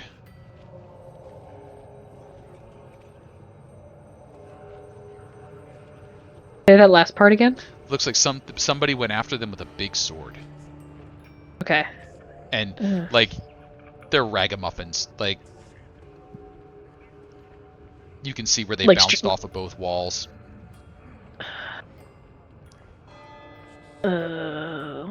Fresh. Oh. Tann is gonna sneak over. I should ask first, is the sound of conversation coming from this side? Sound or of the the other conversation side? is kind of echoing through this whole place, so it's a little bit hard. Most of the noise you're getting is bouncing off the ceiling, actually. So there must be more walls in there, so a lot of the sound seems to be coming up over the wall and then back down to you. Very hard to get a pinpoint other than deeper in. Okay. Because what I think I wanted to do is, I think I wanted to go over and like put the back of his hand on like one of the kid's arm or shoulder, and just see, like, because you say it's fresh, but like he's trying to get a sense of like how fresh, like have they cooled down, or not as much as you might have hoped. You would say within the last hour to 4 hours. Oh shoot. This is like really, really fresh, guys. Like, there's still a bit of heat on him.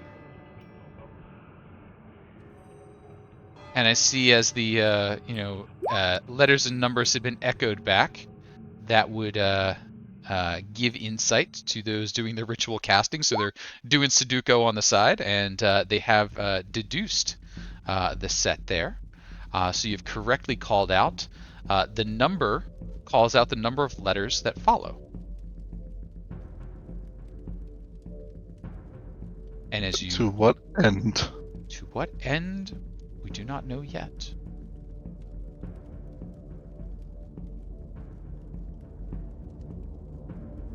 Well, I'd say a threat is more important than casting a simple ritual spell.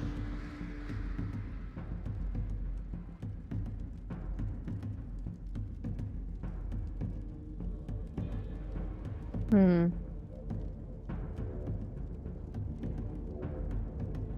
See if you can check him out. I'll go down the hall and see if I could see anything. If you need help, I'll be right there. Sounds good. Tann will. Tann's. He'll probably go this way. Be very careful to avoid the dead children as he sneaks around. Should I roll another stealth? Nope. Since we're good kind of at like the going down moment. the hall, or no? Okay. Alright, let me scoot him down then. So as you kind of get Oh, over thank to you. about there-ish, yep. Oh, there you can see a little bit further. Ooh. So you can see that there's a little hallway up over here. So you're kind of creeping along. Now the walls are only 8 feet. You can see the wall off to your left goes all the way up to 20 feet or so to the ceiling top. They're still all covered with that inscription, and you're keeping an eye there. You can see that it's still going. Now that you're a little bit further in, you can hear ahead to your left. There's that conversation going on in Infernal. You hear a noise, maybe a metal implement being dragged across stone, so someone could be dragging their sword across the ground, or hitting something with a shovel or a pickaxe. Hard to tell what exactly it is. It's not a ringing noise, but it's metal on stone. Hmm.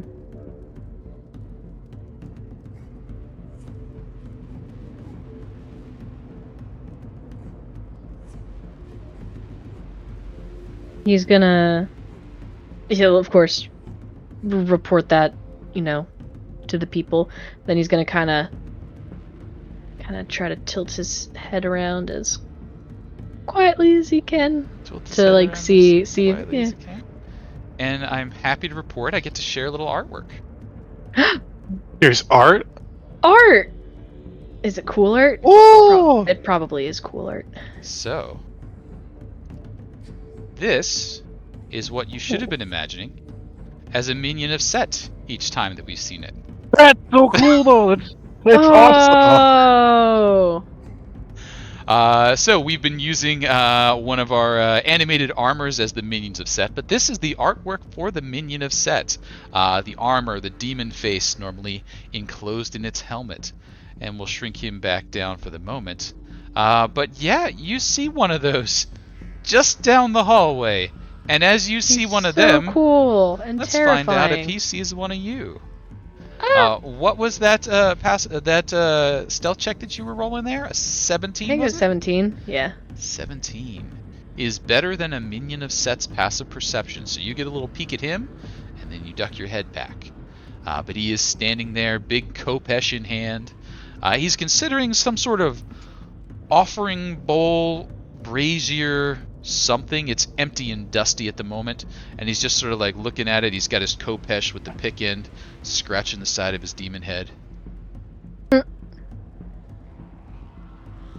Guys, there's a minion of Set here, like one of those statue things. He hasn't seen me, and I'm slowly backing out around the corner. I'm going to check out the other corner. So he's gonna kind of make his way over here and look around this corner. Sure, as you peel around that corner, you're rewarded with almost immediately a wall. Ah! Let's crane that neck a little further. Crane that neck a little further. You get a little cubby and a little more wall and another gap over to the side here. Okay. Crane. And as you you're only saw getting ready- one? As you're getting ready to yes. crane your neck, and you're like getting around, all of a sudden from like 2 feet away from you, up over the wall, you hear that minion of Set that was doing something bellow something in Infernal. I'm gonna look over. Is that because I might have misunderstood. Is this a wall? That's a wall right there. Yep. So That there's is a wall. Okay. wall right there, and it's about Okay. 8 foot high, and there's a thing over there that's on the other side of the wall. Okay. Okay. I just want to make sure. I was like, wait, did Yep. I misunderstand? Yep, no, There's no, like you're a good. diner There's a wall serving there. window here. Okay. Yep. There's a wall there. But from just over the wall, like 2 feet away and up and over, you hear. And do you speak Infernal or Abyssal? No. Which is making me think like, man, I really should have taken those infernal lessons I was looking at. You bought But he's the wrong gonna. books. Yeah. I. And the grammar was too hard. He's gonna. Tahir, did you? Because I think Tahir, you casted comprehend languages, right? Or He doesn't even need to. He speaks it. Sure. Oh, nice. Everyone spoke Abyssal until this point. Yeah. So, Tahir, as you hear that bellowing coming out from that doorway, you basically hear, I can't figure this out, it's driving me nuts, I'm gonna just start smashing walls. He doesn't like puzzles.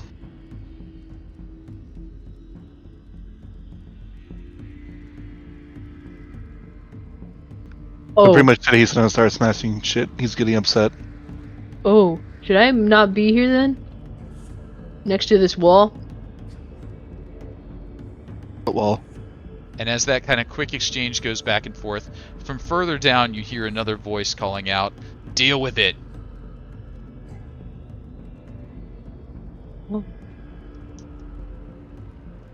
These guys clearly. Oh, sorry. I forgot for a second. These guys are clearly not a fan of the lore of Link stories. I've almost Those got are all it. about The puzzles. numbers, they mean something. Shut up, you've been saying that for 2 hours, Ed. one's named Ed. It's kind of cute. Now, Ed is his name translated into common. In Infernal, it's... Well, not as cute as them murdering children and putting their bodies in the corners, so... No, yeah, definitely not, but just surprising. Okay, I'm gonna Do go you further have- in. Do you Oh, have sorry. any idea how many? 2 at this point? I said that too through my mind. Sorry. We got the image of Tann holding Yeah. 2 fingers up. Right. 10, that's 4. There we go.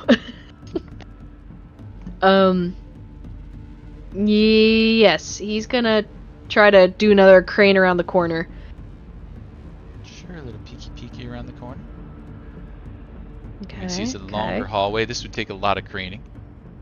So many craning. He's gonna scoot forward and then do another crane.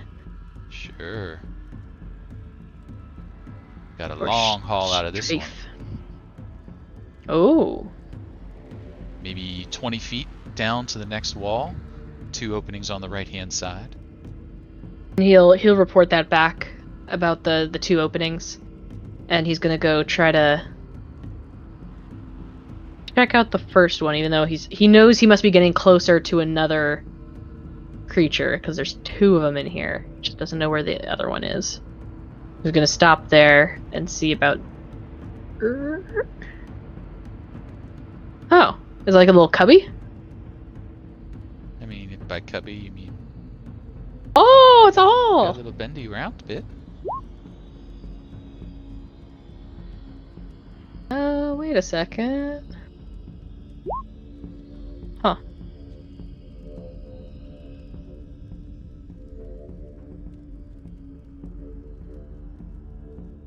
I wonder if the numbers have something to do with the tiles and the twistiness of these halls.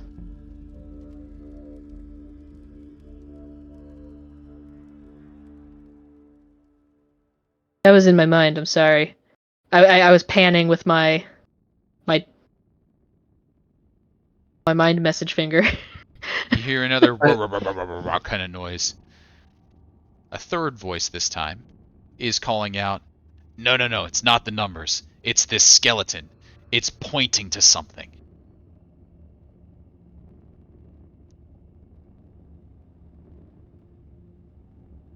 Hmm. The other one's like, just like One-Eyed Willie's treasure? He's like, yeah, just like One-Eyed Willie. Shut up, Ed. I love that story. It's a shame these guys are kid killers. Tann, as you move Uh, forward, I was worried about that, but yeah. you're able to peek around this corner, and so Uh-huh. far you're okay. But Is then it over you're here? not so much. Oh! As you finally rounded a corner, and as you round a corner, you see one of the minions being like, "Shut up, Ed," and then, huh? sees you. I've been compromised. You've been compromised in two directions, as Oh. one, that works that way, and two, that works that way. Oh, I thought he was facing the bull. I mean, he was kind of facing the bowl, but it's still a straight sight line towards you. So when there's noise that True. happens, Right. we have some reveals. And so, as that's happening, we'll say that this careful exploration did allow the comprehend languages and the detect magic to trigger. So as you were wrapping up, Tann was getting a little bit eager to move forward. And we'll see what happens from there as I bring up a turn order and ask everybody to wait a second. Go ahead and roll themselves onto initiative. Okay, click token. Most of my token. murder spells are concentration. Murder spells. I don't know how many times I can roll a 20 on my initiative. Right. You're scary good at that. Yeah, it happens a lot. Not on any other rolls. Just initiative. You're a specialist. Go ahead and You're the drag best our turn order infiltrator over we here. have. So the good news is Tahir, upon closing the book, is quick to respond. Tahir, what might you be doing? Well, your wizard's gonna be a ranger for a little bit, so saving my spells. You know the drill. Let's see. 5, 10, 15, 20, 25, 30. Sorry, kids. And be like, you. You. Blah, blah, blah, blah. Chunk. Crossbow goes straight at him. Remind me if it matters that it's not magical. It kind of matters. It's not magical. It's not force damage. That's the wrong spell. So 10 piercing. 10 piercing. Good news. That's fine. 10 piercing damage works. Excellent. I gotta turn this other thing off. I wish I had that up still. Boop. And then I will ring his bell. Oh. Hold that.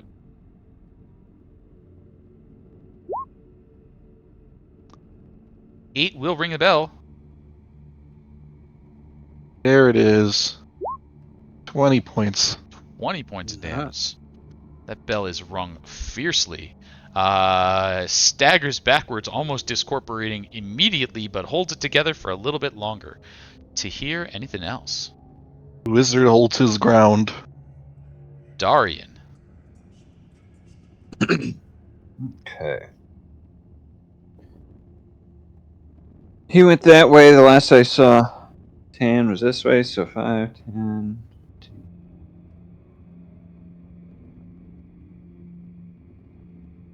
I move up here Sure. to back up Tann. And I've moved past my 30 or whatever, so Sounds good. dash. Tann.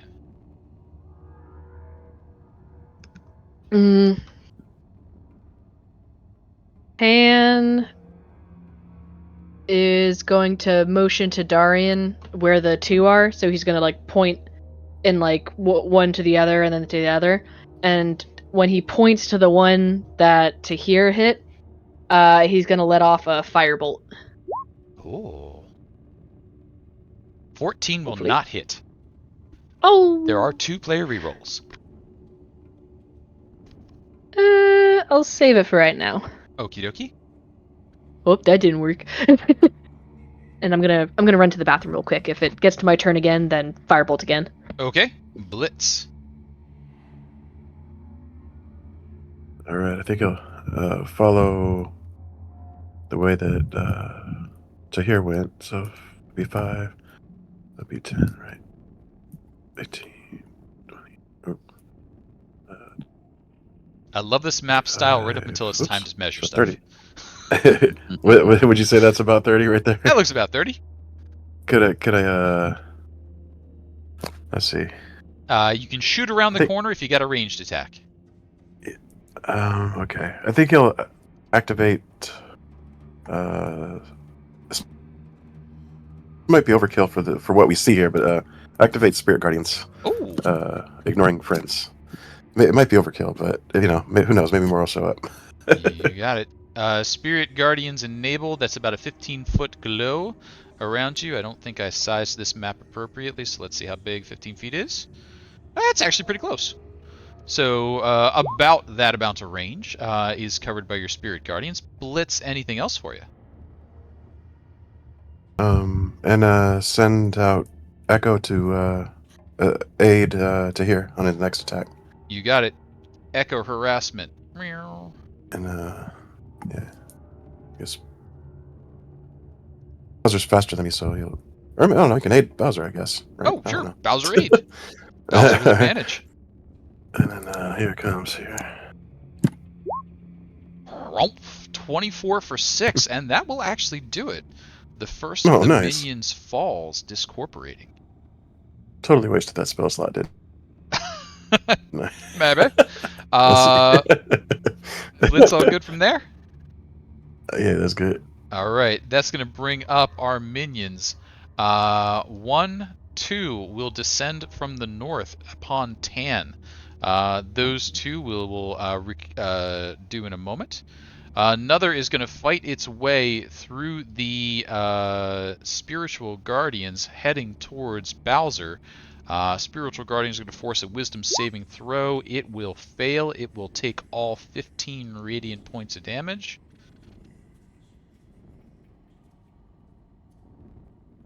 But even at half speed, it was close enough to get there, so it will now try and lace into Bowser. 2 melee attacks coming in. Number 1, Bowser, 17 to hit? Sorry, check it. It changed recently. 21 is his 21 to hit a Bowser. Okay. So a 17 and a 15 won't do it. I won't waste a re-roll there. We're going to have you become a biggin.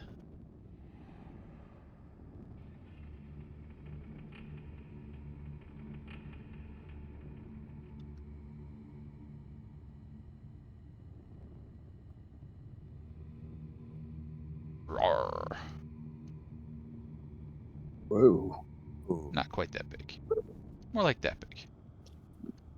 From the back, we don't have a Tann back yet, so we'll just queue these up and see how we go. Tann's going to have a giant constrictor snake reach out and try and grab Tann at disadvantage. There's a snake. There is a snake. Oh, hey Tann, welcome back. You've got a bite attack coming at you at disadvantage from the snake. It can't constrict from range, but it can bite from range. 24 to hit. Ooh. Doing 14 piercing damage. And that was for the snake. That was for the bite. snake. And now you've got 2 minions of set, so 4 Kopesh attacks coming at you. 1, Oh, okay. 3, 4. The good news is I think most of those missed. What armor class am I aiming for? 16. 16. So 20 2. will hit for 9. 18 will hit for 8, and I am going to expend one of my rerolls. Oh. Kopesh, a 24 for another 13. Oh yeah, that'll do it. Alright. I'm still alive. Huh. That will then bring us to Tahir. That will use up my DM reroll. Thank you very much for the flyby DM reroll. And Tahir, what do we got? So this feller right here is kind of impeding some pathing, right? Mm-hmm. I will walk by him and give him a little tap on the shoulder and just say hey, and start to electrocute him by casting Shocking Grasp. Oh. He's wearing metal, right? He is almost all metal. 25. 25 to hit. 25 will hit. Or 11 points of lightning and aiming 11 damage. points of lightning damage, but guess what? No. He does not take lightning damage. That's fine. I don't care. Oh. Tann, what the fuck you doing? Back up! I'm trying. I will. I will shoot a crossbow at that feller there. That feller over there. And where is my stuff? There it is. That's a whip. Crossbow. Whip it. 19 will miss. Oh. Fine, if I have to. He will stow away the crossbow and pull out the sword and ignite it. An ignitey sword. Whoosh. Dahrian. Okay. Tann, once again, not a frontliner. Right. Hey, now, this was an accident. The other 2 times were on purpose and terrible decisions. Trying to think what. I can't really swap spots. I am planning to move next turn, so there's a plus for that. Yeah, so officially Tann is kind of like in this square, so you could come up here and then reach across in melee to that one if you wanted, but there's, yeah, no real spot swapping. Yeah, I was going to say that, that would eliminate Tahir. I'll tell you what I will do. I am going to prepare.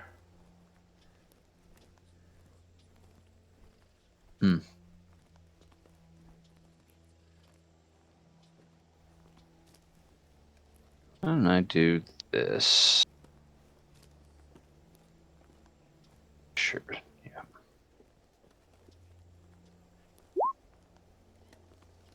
Oh, Oh.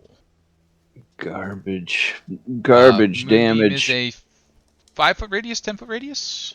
10-foot radius, I Ooh. believe. Let me just double check on that. No, 5-foot radius, 40 feet high. And I want to pretty much just center it like right here.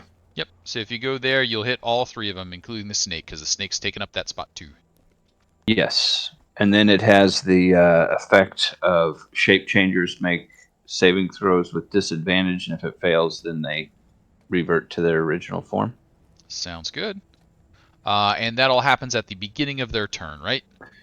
That is correct. Sounds good. And it emits dim light. So You got it. Dahrian, anything else? that will do. Tann, what do we got? Tann is going to... Sorry, I just gotta reread something really quick. Okay, on this guy, he's Yep. going to... Hopefully this will work. I don't know if it will, but we'll try. I would like to cast Enervation, because I want to try it at least once. And for it to work. Oh. Enervation, you say? Yes. Dexterity saving throw, you say? Yes. A 15, I say. Which is not an 18, is Huzzah! it? Huzzah, I say. So tendril of inky darkness reaches out from me. So a little unnatural looking orc babushka with the odd proportions of something that looks quadruped. Lashes out a black inky tentacle that latches onto the minion of Set. Does 20 damage. And until you can use there's something about healing. Whenever the spell deals damage to a target, you regain hit points equal to half amount the necrotic damage. So I deal damage, so I get 10 back, if I'm reading that correctly. Whoop. And because I casted a spell, I'm going to use my windy magic to let me bamf 10 feet away. Okay. And I'm just gonna hide behind this corner with this ink tentacle, just like, oh no, just like stuck to the minion. Sounds good. And that's As it for that's me. going on, Blitz, what are you up to?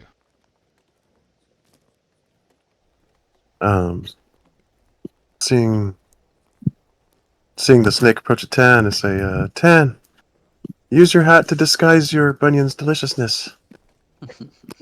Another monster wants to eat you. And then I'll go up and try to whack this guy here. Sure.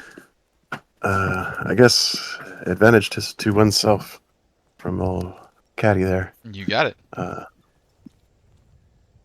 No, that didn't help. Oh. Try again with the regular. 17 also misses. Dang, blast it. Okay. Then Bowser. Bowser. Aw. We're ineffective. Ineffective? Yeah, one of those. Both of those. Or both. Alright, yeah, that's I guess that's that. You got it. We'll shift and migrate over a little, I guess. You got it. So I need a what do I got? I need the moonbeam, which was up here. So we got 3 people getting hit with a moonbeam, and 1 people's getting hit with a. Where's my moonbeam? There we are. DC 16 Constitution saving throw. Number 1, number 2. Both of those are going to fail, so they are both taking 12 points of radiant damage. Blinking hit point left there. Still healthy enough. I'm going to try and move this thing out of the way because it's getting in the way of my... Oh, it just goes away. I don't know how to make those go to the background yet. I will figure that one out. 12 there. And then for you, is it a wisdom or a con saving throw to stay in snake form? What was that? It is a... Or does it just force them out of the form? A shape changer, they get disadvantage on their saving throw, and if it fails, it instantly reverts to its original form. Oh, disadvantage on their Constitution saving throw. Got it. Correct. But passes somewhat miraculously, and we'll just take the half of that. Got that there. Cool. And then I got a wisdom saving throw from this guy down here. And wisdom saving throw. 12 there. And what was my damage for the Spirit Guardians this round, Blitz?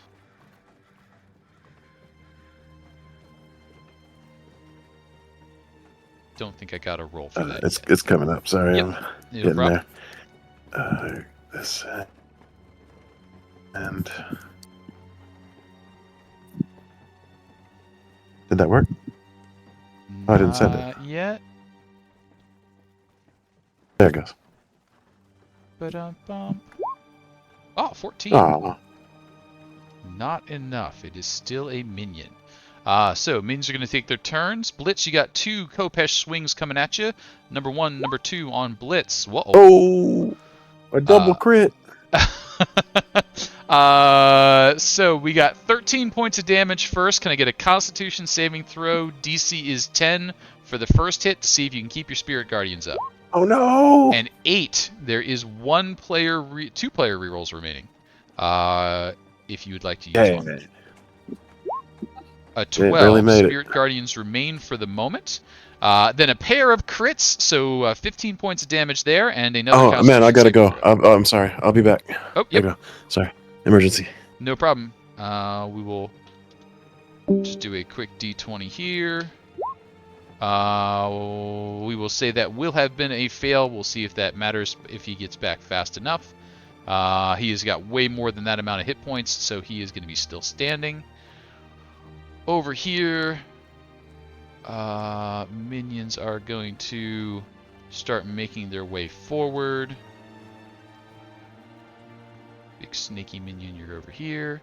They are going to try and reach out and bite someone, and at the moment the people they can see to bite are Tahir and Dahrian. Tahir looks deceptively easy to hit, so they will try and hit Tahir first. Poor foolish minions. 2 Khopesh attacks on Tahir. 1, 2, 22 to hit? Yeah, it hits. It hits. It will try and take your fiery sword away. DC 13 strength saving throw, or drop your weapon.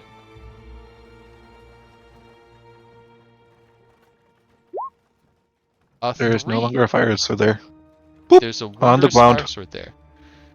It reaches down and picks up your wondrous fire sword. It now has a Khopesh and a wondrous fire sword. Other demons like, nice. This one's going after Tahir again. Tahir, number 1, number 2. Pair of 18s. Nope. And then big snaky bite is going to try and big snaky bite over on Dahrian. Dahrian, disadvantage bite coming at you. 12 is definitely not going to hit you. Tahir. Has this fellow been hurt? That fellow has been hurt. Toll the dead. Toll the dead. Wisdom saving throw, I believe. 11. His toll dead has been deaded. He has been deaded. Whoop! 21. Wow, that is exactly the number you needed to drop him. And Poofed. picks up his fire sword right back.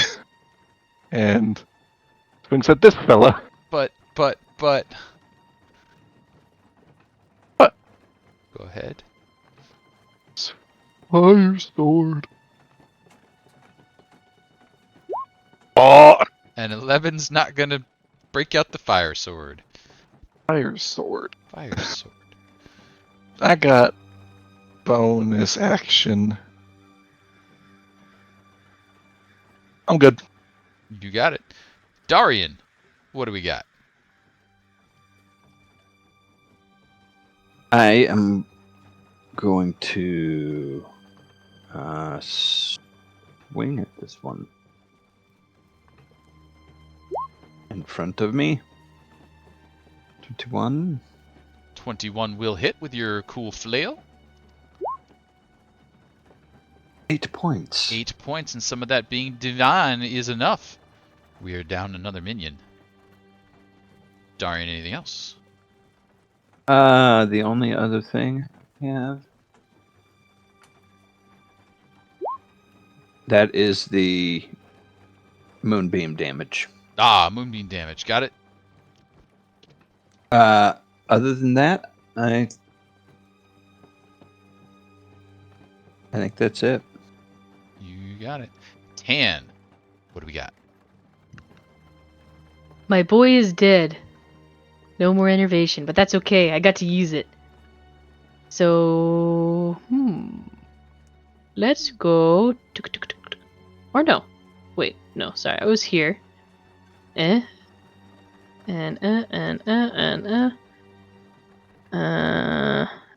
Sorry, kids.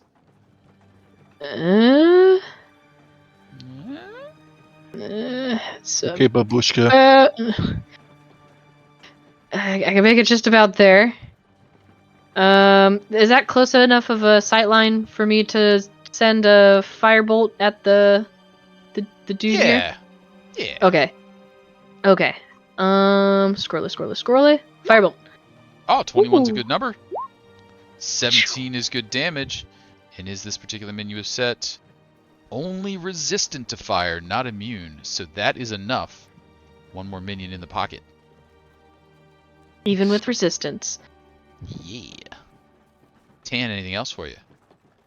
I wish I had more movement so I could not be standing on top of these kids. But no, that's that's all I got. Such things happen. We will assume Blitz is doing preparatory things, and that will bring us to our snake. Our snake will attempt to bite. Bite will attempt to get Dahrian again.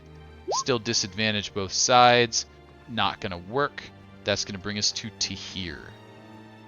There's the deceptively dangerous wall of light there. I'm gonna just stand right here. I will burn my sword even brighter and swing. You know what? Hang on. It's not a snake anymore. Excuse me. That was an actual Khopesh attack. But, Then I'm not in that spot. yeah, we're slightly different. Reality has changed. Excuse me there. And You're now a we're there. dude. Nice. As I said, my sword burns bright. Yeah. 25? is a bright and hitting sword, yes. So, because it's resistant to fire, you said, right? It is resistant to fire. I haven't rolled anything above a 1 for the sword itself. So, it will be 5 slashing and 11 fire. Got it. I will swing again. Swing again. 19. 19 will miss. And you know what? I have it. I'm not proficient in it, but we're gonna use it. Okay. We're gonna use the whip. Yeah. I'm just gonna roll a d20. 19. Damn it. Misses by like that. To hear anything else. I'm the wizard. That's it. Our wizard. Dahrian.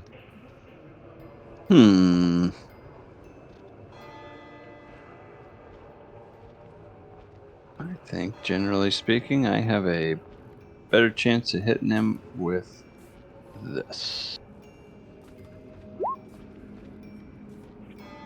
Oh.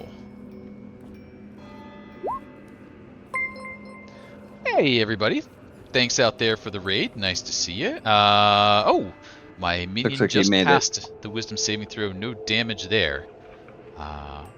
Good to see you. And Lyra Luth, thank you for the player reroll. We'll get that recorded as well.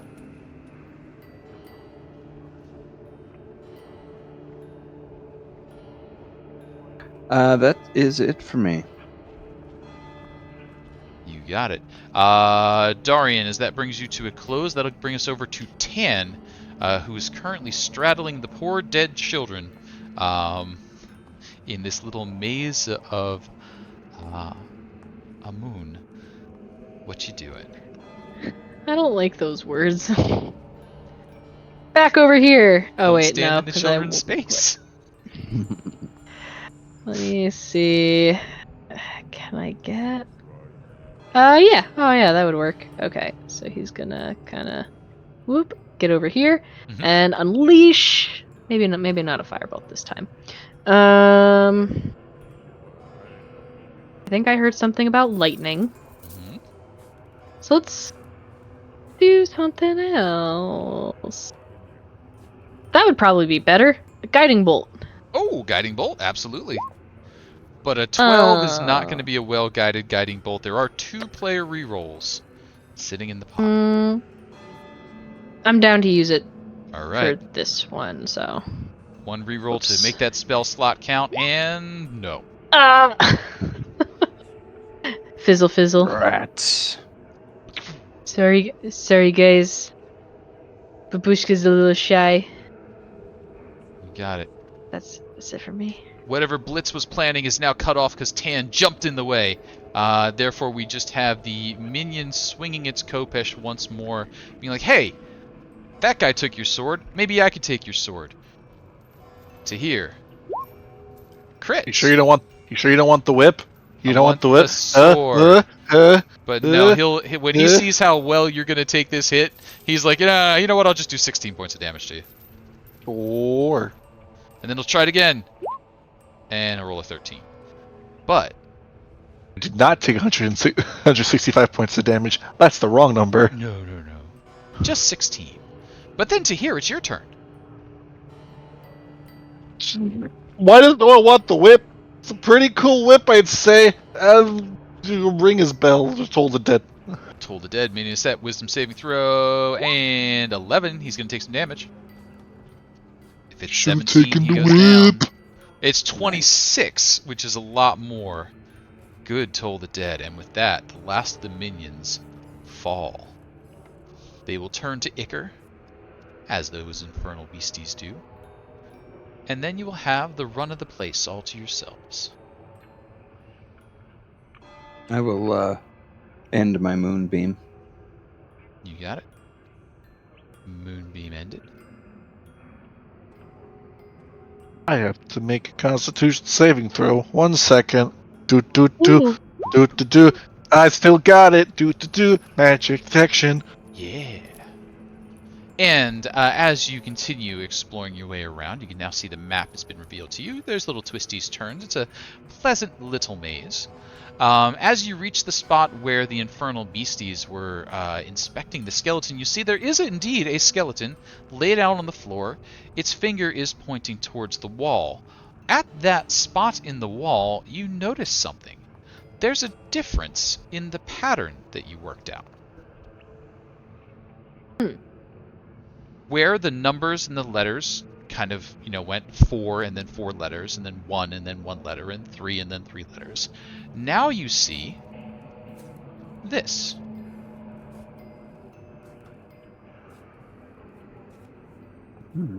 Huh.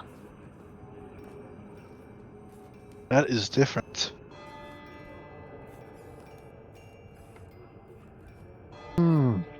Well, Interesting. Too bad we don't have a computer or something for this. If only there was some sort of Turing-based machine that you would keep company with. He's over there, dealing with the Max, which is like stuck in the wall or something. But you see that pattern sitting there. In front of that pattern, the skeleton's kind of like laid down on the ground with like an arm outstretched, like it's pointing to that wall. It's on the floor. This is actually up a bit, so it's kind of pointing in that direction. The skeleton's been stepped on a few times, so some of the bones have been splintered and disturbed. Those minions were not particularly polite as they moved about.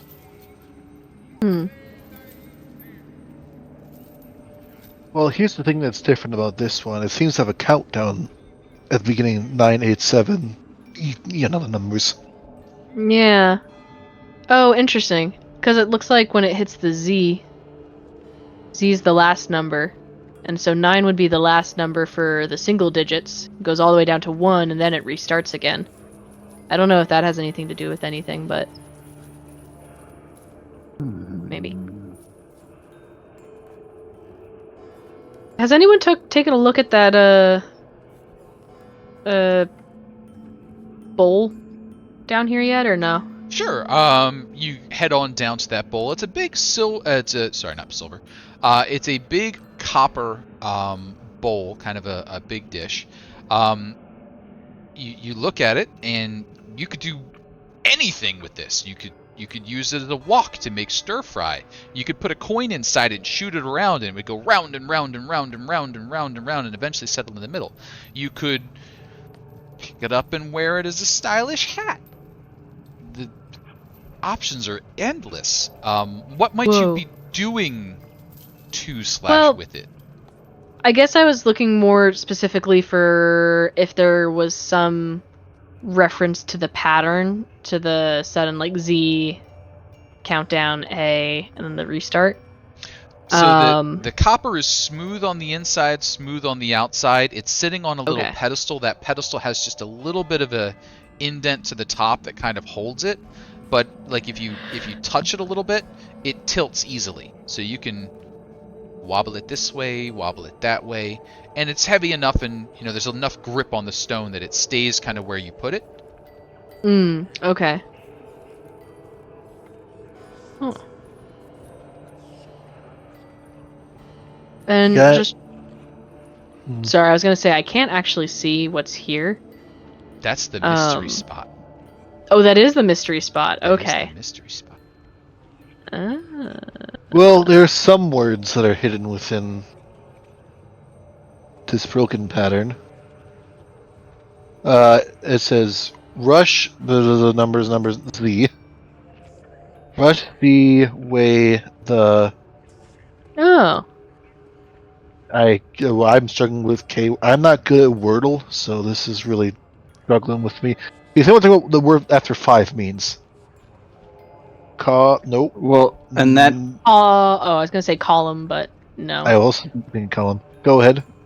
I was just gonna say that other than the countdown, there's the 5, and then there's actually 6 letters, and then there's 2, 7, 2. Everything kind of holds, except for that 5 should be a 6. I don't know if that means anything. What if the numbers are placeholders for words?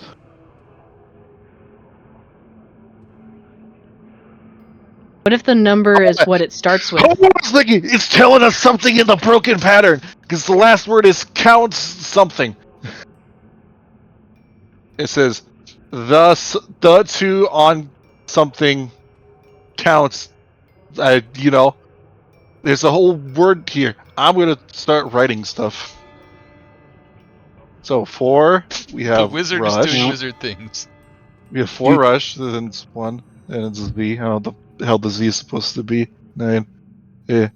Okay. You said like that last one, did you say count? The words counts. It says on counts something. On On the count of 3? the count. That's like our count. greatest weakness. Oh, is Okay. is 5 KCO, is that unlock? Those letters do Okay. seem He from sure the word unlock. is. Yeah, it's all backwards. Away the Oh, unlock yeah. to Riddles. Okay. riddles. It's backwards. It's all just backwards. I was putting. Oh it's- yeah. Count Damn it, on. I hate count myself. on the father. Father.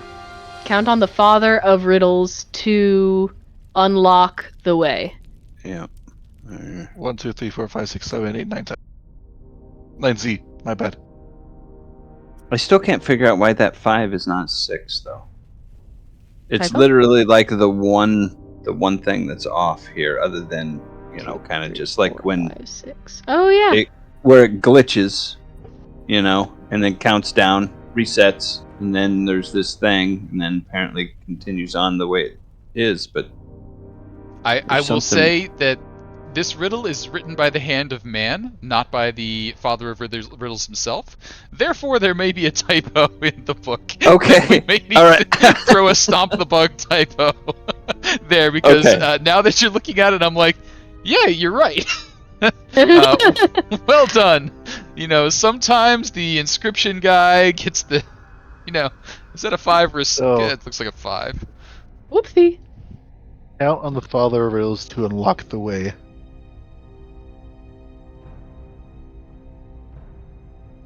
Does he literally mean count? count Literally count. count Count on. on the father What do we of know riddles about? to unlock the way. Count on 6, 2, 7. the father of riddles. Count on the father of riddles. Father of riddles. Sure, and you would know that the Is- father of riddles is a reference to Amun-Tor, the god of this Amun-Tor. place. What if we Okay. count? What if we count on the eye outside? What if 3, 6, considering 2, 7. what if considering this whole thing it deals with like three letters in the 2 letters into 7 letters in riddles. What if this is the Amuntor count on the father of riddles? 43. Amuntor, if we did that, it would be Amun is 4 and 4, 3. 4 is 3. Oh, okay. 43, maybe, or 4-3. Maybe push the 4 and the 3 on the wall. Oh. I'm gonna do the wizard thing and just start investigating. I'm gonna push the 4 and the 3. Sure. You press on the 4, and you feel a little bit of energy build up in your finger, and you press on a magic 3. move. I move. Can I move? And Dahrian does the wise thing and scampers. Yep, I'm not trying the situation. Go on, back away. Disperse! Scatter, everybody. Congratulations! You have successfully solved the riddle of the this level of Amuntor. With that, Was this in the Sphinx thing too? No, because that was math. this Okay. Math. there was a Okay. math problem in the other one. This one is a straight up, word puzzle. Well Okay. done. If you divide by half, it's times 2. Yeah. That's what I remember. That Yep, one this threw me book- off. I was like, man, people get this to see book- how truly bad I am. This book got really pissed at me for that for some reason. You got it. What you see is a winding stone staircase, descending down into darkness. Dun dun dun.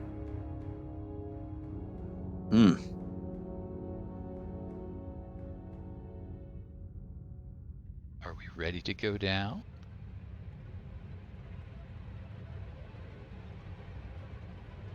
Baby. Yes. I think so. Oh, Dahrian, while we have seconds, did you know that Blitz has a tiara for the governor of the city? What?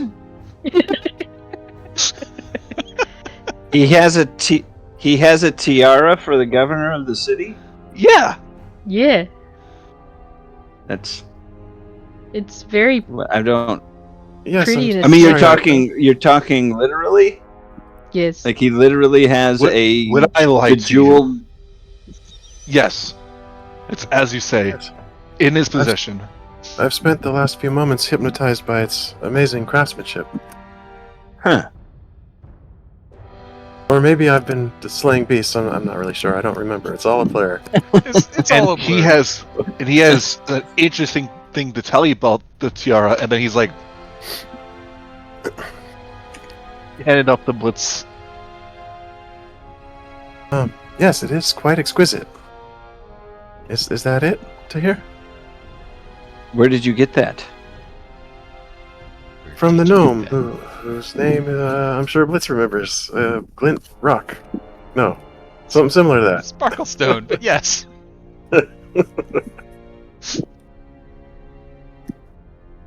No relation to Zom, I'm sure.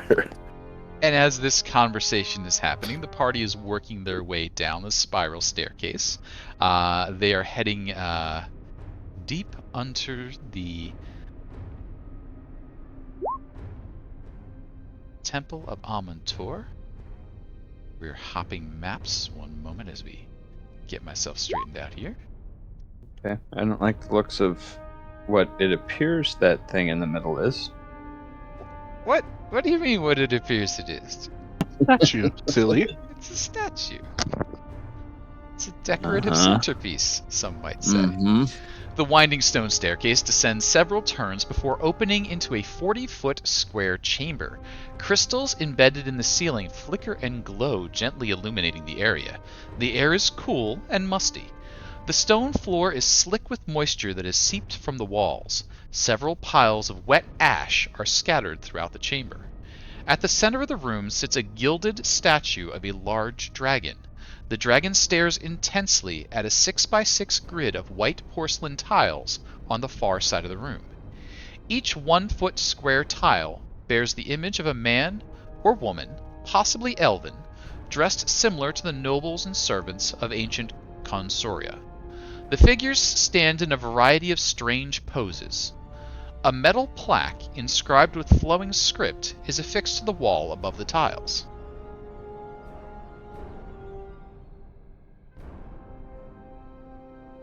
Ooh, Dahrian. Also, I did get some books on the history of the Consorian Empire, so they might come in useful here. What does that plaque say? Read the plaque. Can we read it? You would probably need to go a little bit closer to make out the script on there. Currently, you're 40 feet away and squinting at a metal plaque. Was it up here or over here? Over there, so over to the western side. Okay, give this statue a wide berth. He does just that. I'll go that way. Darn, you ease your way around. Those little piles that you see on the ground look like wet or damp ash. As you get close to the wall, you can see that those figures, these elven figures, are moving almost a little bit of a dance.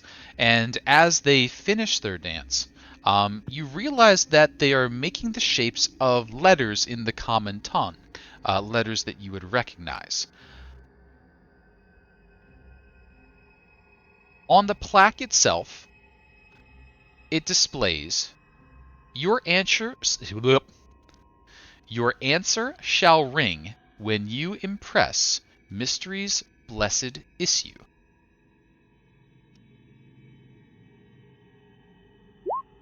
Your answer shall ring when you impress Mystery's blessed issue. The tiles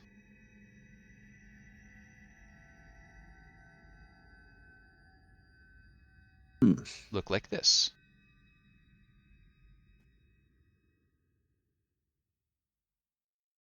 And each of these are like 1 foot by 1 foot. Yep, 1 foot by 1 foot squares with that elven figures that are now posed together, cheerleader style. Give me an R, give me an E, give me a T, but in very, regal fashion. Regal cheerleaders.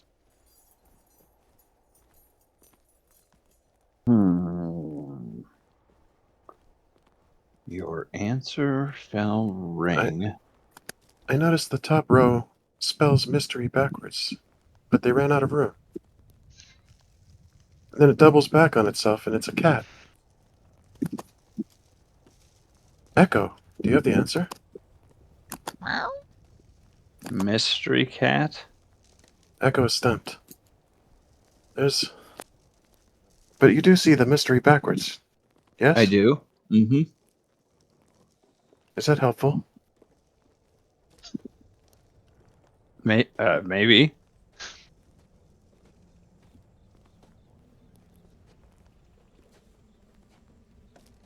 Mystery's blessed issue. Okay. Your answer shall ring. Do you think it may be significant that they dropped the Y? I don't know. I was never good at puzzles. Seems like a lot of architectural planning to run out of room. Not have enough letters. But you did find Space for the word. mysteries in there, so that does help.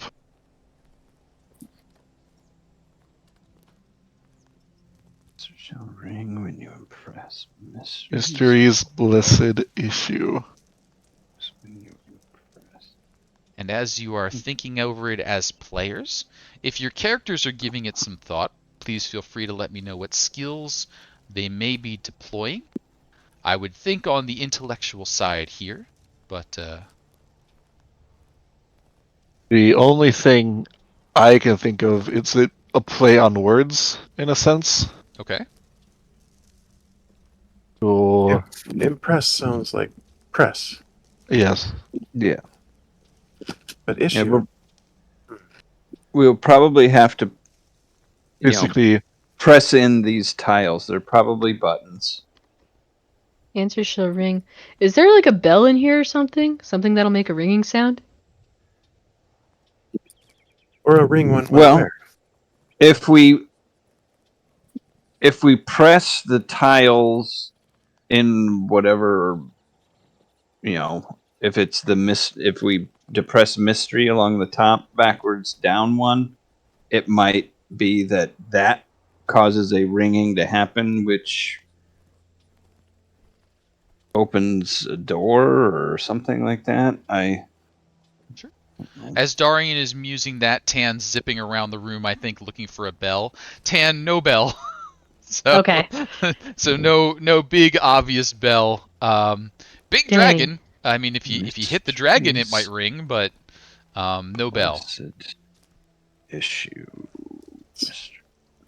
Speaking of the dragon, I guess while everyone's contemplating the letters, Blitz will give a circle around the dragon and try to see, I don't know, anything that seems out of place. Sure. Like it has to have something to do with that, right? Give me an investigation.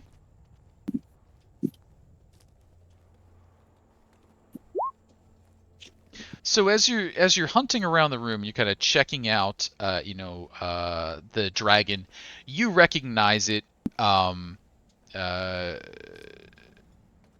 to be not just a statue. You recognize it to be a golem or a construct or something to that effect. It's old, and the gilding of it, the gold paint on it, is flaked up away from the stone. It looks like if you took your hand and just rubbed it, you would take the gilding right off of it.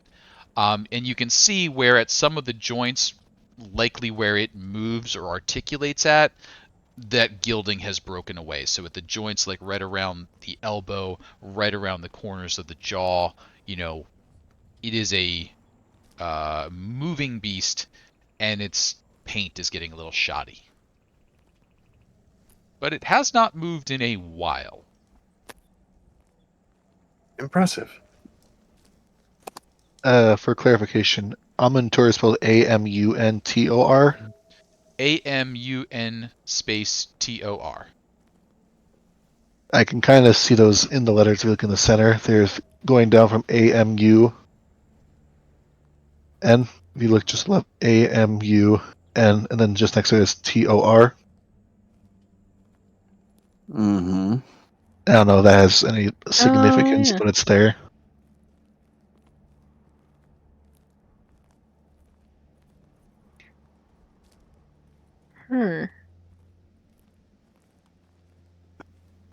Answer shall ring.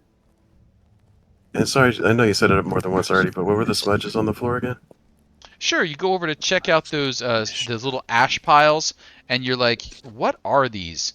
And you're like, "This has got a belt buckle in it." I see a dagger over here. These used to be people. Yeah, I was gonna say they're probably. I have good news and bad Remnants. news. Always the I have bad it. news first. I think this is what happens to us if we get it wrong. Okay. And you like pick up the dagger, and like the heat that hit this dagger burned the leather off the handle and twisted the blade like severely. It was hot. And Amuntor is the god of riddles. Riddles, mysteries, etc., etc. Okay. Sure. And as we think about Amuntor a little, maybe throw me a religion, a history, something along those lines. Religion. Does he have I was thinking any other names for him, that type of thing, right? So a 9 on the religion. There's 1 player reroll if you want to do better than that. Could Blitz take a crack at it? He's good at that. Sure, Blitz could take a crack at it. Oh well. Religion. Amuntor, and you're sort of looking at the at the set. 17. Amontor is the father of riddles. He is also the father of the Sphinx Queen. Though when she first ruled the Consortian Empire, she was not known as the Cursed, she was known as the Blessed.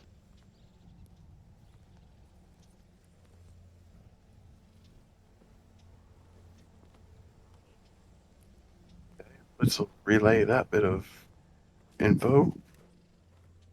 Trying to figure out how that fits into that last line there. Maybe it's her name. Her name? I was going to say, yeah, does she have a Mhm. name? You know her Anchorette. name. Blitz. What was her issue? Oh. Anchorette, where you're saying kind of, I mean, at least I think this is how you spell it. But Anchorette it circles, it forms a ring. And it's Anchorette. A-N-K, is it, I don't know how to spell it, though. Genius! Nice. Oh, okay, there we go. I was like, I know it's a I circle see it. here. ANKHARET. Hey, you're a beautiful genius. And You're as such a Oh. thick babushka. Yeah. circle That's is so a cool how ring. it makes a ring in the letters. That's awesome. as you put that all together and you decide you've got it, and then maybe that last bit clicks in, not issue as in problem, issue as in the child of. I've never heard issue I don't used think in I've ever that heard way. of that word before. I was gonna say, is it a play on? My question was gonna be, it was a play on words, but I didn't want to just say it. Mystery's I guess you blessed issue issue. forth, Issue right? is another way to say child of. Ah. That is getting a little arcane these days in day and age, but that's why it's a Okay. riddle. That makes So, sense. you're These are pretty really sure you good. got the These are answer, really good riddles, man. but there's this problem. Somebody's still got to reach out their hand and start touching them. Okay. Hold on one second. Go ahead. Can I do one last check? Like, can I scrutinize those letters and see if there's any wear and tear or anything to see if You they're sure could. I've even got a DC specifically for that. Can I see a perception check for you? All right, come on, baby. With a 19, you can't quite make it out. You can see handprints as you lean side to side. You can see where people have touched these, but you're not able to figure out which one was most recent or which one is more often. Do have a reroll if you want to use it. There is one reroll if you want to use it. Goodness. I can push the button if Do you want me to? Dahrian. That was I've got a lot of numbers that are better than the number that I rolled. I only rolled an 11 there. All right. I can Is everybody cool? illuminate the situation if it helps. Try to cast some kind of infrared light or something on the. Ooh. Yeah. Do you have like a guidance or something? Yeah. We hardly ever use it, but we got it. Yeah. All right. I will roll again. Hopefully, I do better. All right, rolling again. 24 plus 4 brings it up to a 28. Well done. Oh, I thought I rolled a 4 there. which doesn't make any sense because I'm a plus 8. So Had you rolled a 4, that would I was you expecting. wrapped all the way around. So yes, now that you're checking it out, you've really zoomed in. Blitz has got the lights illuminating the place. You can see, yes, someone has repeatedly gone, and the smudges go around in that same circle. You can see ANKHARET. Anchorette is 99% likely the right answer. And as you're doing that, you're checking it out, you see all the other words in there. There's mystery backwards. There's Amontor. You're like, those are all false leads. You've noted them, but you didn't go after them. Well done there. But still, somebody's got to push the buttons. I could do it if you like, Dahrian. All right. I trust Babushka's judgment. Lies. As he pushes these, I'm turning to face that dragon statue and prepare myself. Just in case. Babushka runs for the stairs. Seeing Dahrian admiring the dragon, it is wonderful. That's so smart. We should all be doing that. Click, click, click, click, click, click, click. Around the ring you go. As you hit the end, the tiles begin to slide back, revealing a sloped down and then another large room.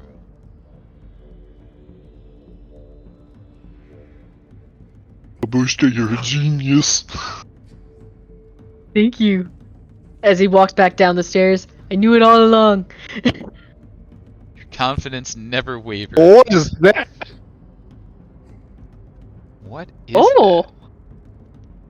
Let's talk about what that that is a is. wild pyramid. Who's the dude? He's a Who's the statue. dude? He's no statue. The sloped passage from the previous room opens into a large octagonal chamber with a domed ceiling that rises 30 feet above the floor. Covering the ceiling is a mosaic depicting sphinxes circling a regal-looking gynosphinx holding a scepter, the glowing end of which illuminates the room below. Dominating the chamber is a square-based pyramid made up of white marble. A bronze statue of renal gynosphinx stands atop the 15-foot pyramid. 8 smaller sphinx statues encircle the pyramid, echoing the mosaic above. A mural depicting the same gynosphinx sitting within a pillared audience chamber decorates the far wall. A sleeping mat, backpacks, and other personal effects lie scattered about near the pyramid's base. Before the pyramid, a man stands. He looks defiant, he looks somewhat regal, but he also looks bedraggled, and like he hasn't seen the sun in perhaps a year. He's been bedazzled. He's been bedazzled and bedecked. Although bent from weariness, his stare is defiant and unbroken. He looks towards you and he speaks in a slightly quavering but hopeful voice. Ah! At last the heroes I knew would come to help me ascend again to my rightful throne. Have you brought the mask? Uh-oh. Huh? The mask! But the what? The mask? It was in all the missives. You must have... Must have no, missed no it. matter. You've arrived in any case. Welcome to the fight. We'll have to send you after the mask in just a bit. But congratulations. What's he talking about? What did we miss? Is there a mask? I What? didn't see a mask anywhere. Did you bring a mask, Dahrian? I did not. Do you think Andry has it? That son of a bitch. Probably. Yeah. He probably does have it. Well, come. I don't have much in the way of accommodations here. I'll be happy to treat you in the palace. What information do you need or lack yet? If you're not familiar with the mask, perhaps you have not received the full missive. I am, of course, Tharakda. So that's how you say it. Oh, how else have they been saying it? Tharakad, Terry, Terrence. No. Tharakad is the formal way to say my name. You can call me Tharakda.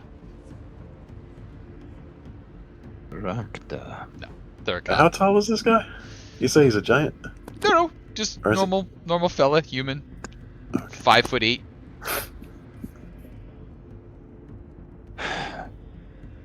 Oh, where to begin? I think You let's try to are determine if the he's alive. most wanted man in this entire city. Yes, that's why I went outside the city looking for help, and I am so glad you have responded. You went outside the city? Well, we sent missives outside the city, me and my associates. My associates and I know grammar and I use it well. What's his Well, not dog? Dog. Zog. Is it dog? Zog. The propaganda that the bookseller told us about. The pamphlets that you were littering the palace with using the teleportation circle. It got closed down due to your littering. Oh, that is a shame. We'll have to have that open again. I hear it takes almost a year. Huh? Sure does.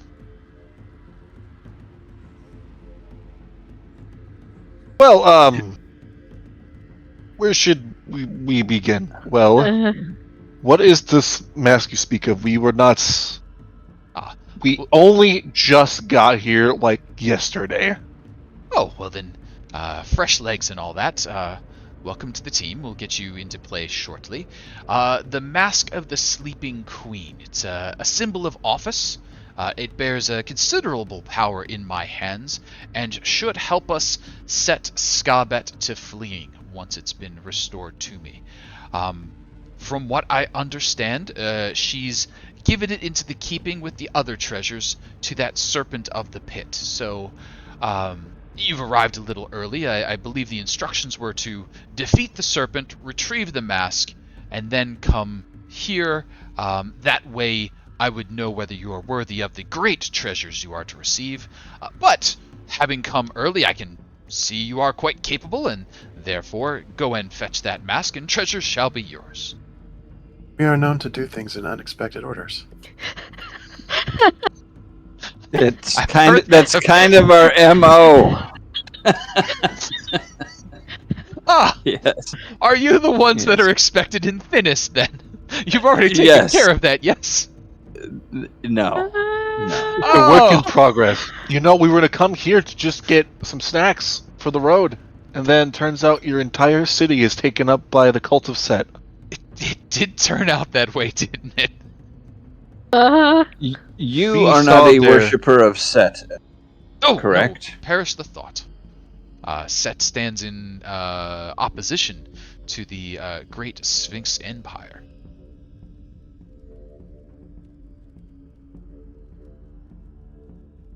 Well, this is better, I will say, in that respect. What And happened?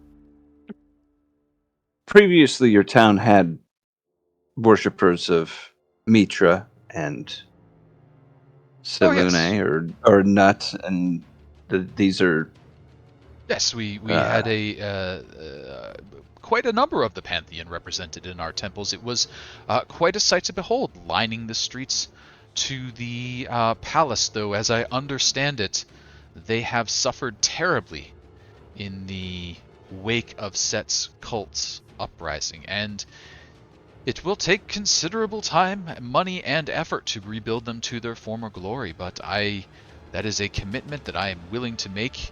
I am in my twilight years, but restored to power, I will bring about a golden age once more, and I think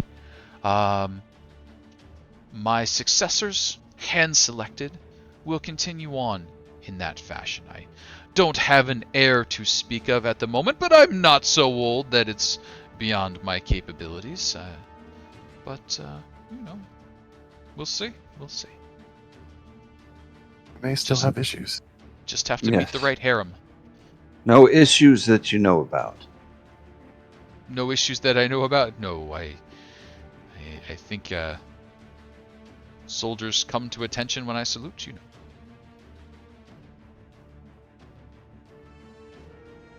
Well, I have a rather, I guess, will be a simple question but a long answer from you.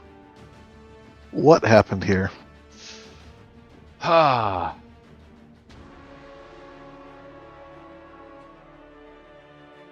I had not the wisdom of the great sphinxes. They learned to rule with a soft paw. I took power and built up this city with an iron fist.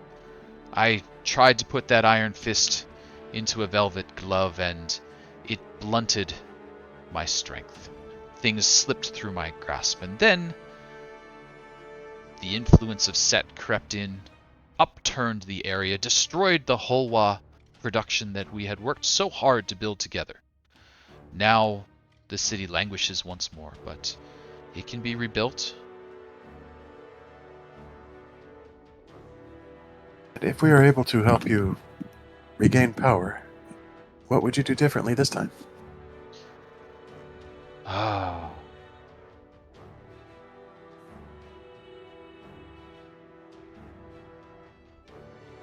More guards.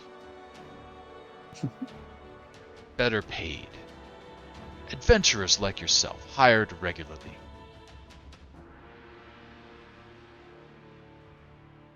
So it would seem the lesson is your fist was not iron enough.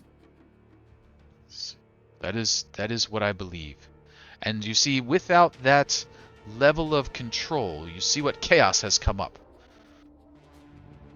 You need to keep the nobles in check, the temples balanced against the nobles, the merchants balanced against the temples, the populace balanced against the merchants, the miners against the mob, and so on. You keep that flow going so that they're always working with one another, but always contesting with one another to better themselves and keep out of the slums.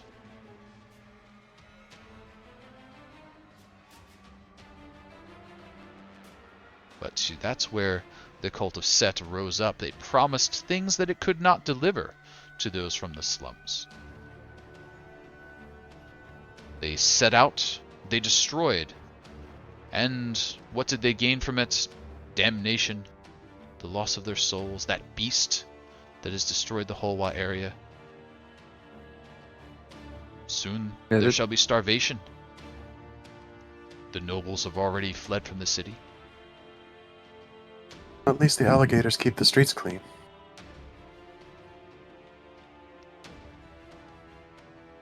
You're a very glass half full individual, aren't you? Thank you. You're welcome. What can you tell us about this serpent? It seems to be a big deal.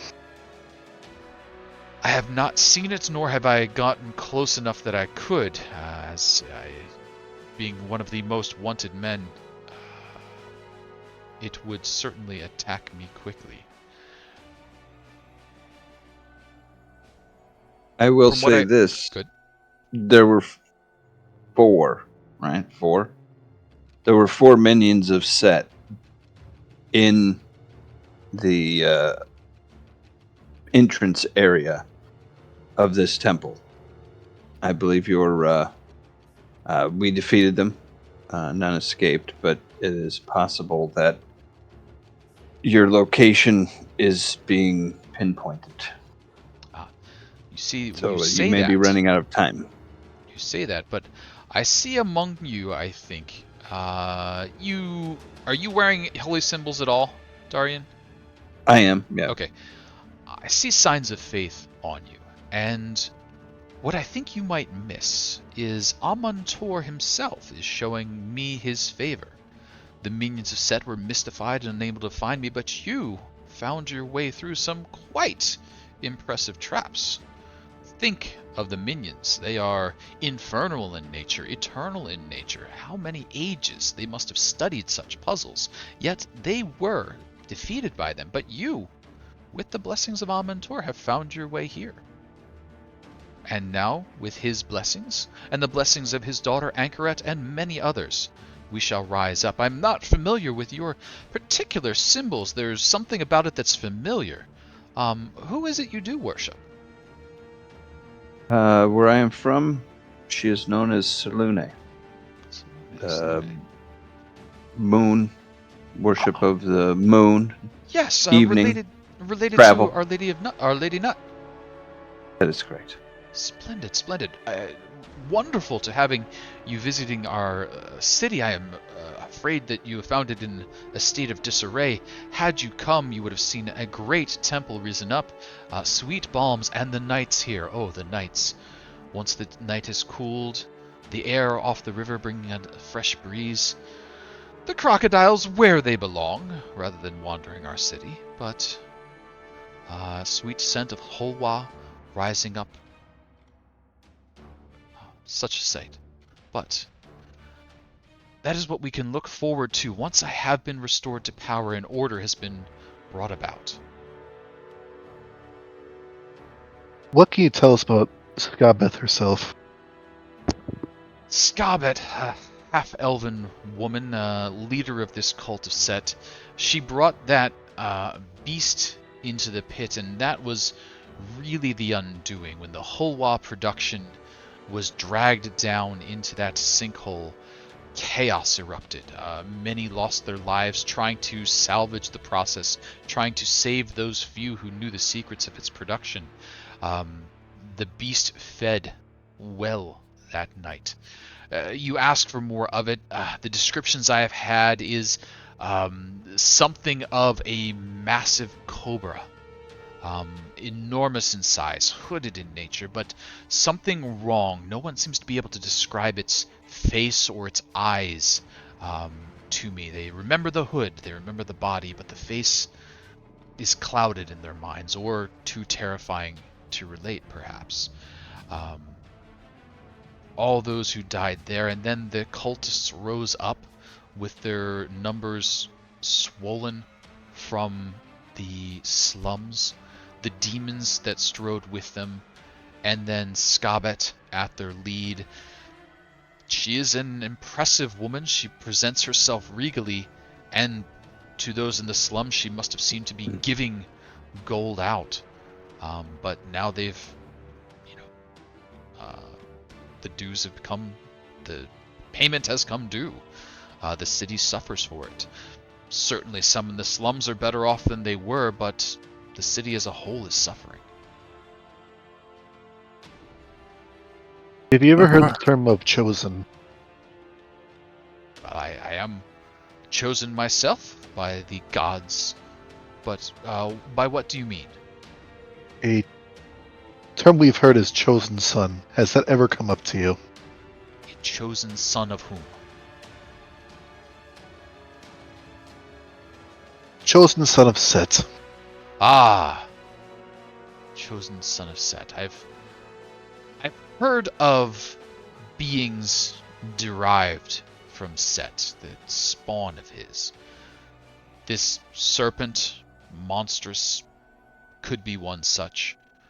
Chosen, however, is not something which I'm familiar.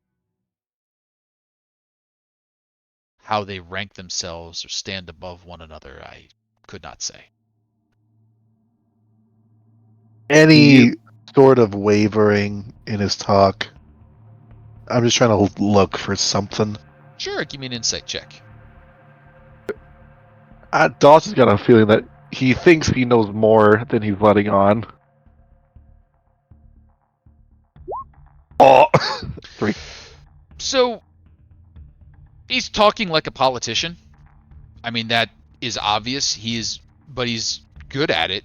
And the things that he's presenting, even though you realize you're being, here are the, rosy glasses to wear, you're like, these are pretty good rosy glasses. A Would you have bartender any- told us. A bartender told us that Skabet is known to associate with a Medusa. Do you know if there's any truth to this rumor? I've heard many such things, and I've had reports of the statuary in her place, grotesque figurines of humans frozen in stone, so it would not surprise me if she had such a being with her.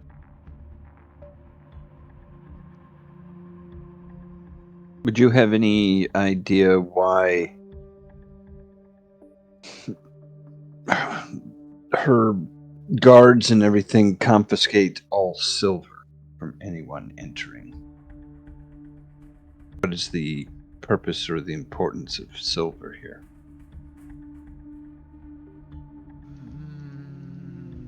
Let me think on that for a moment. Okay.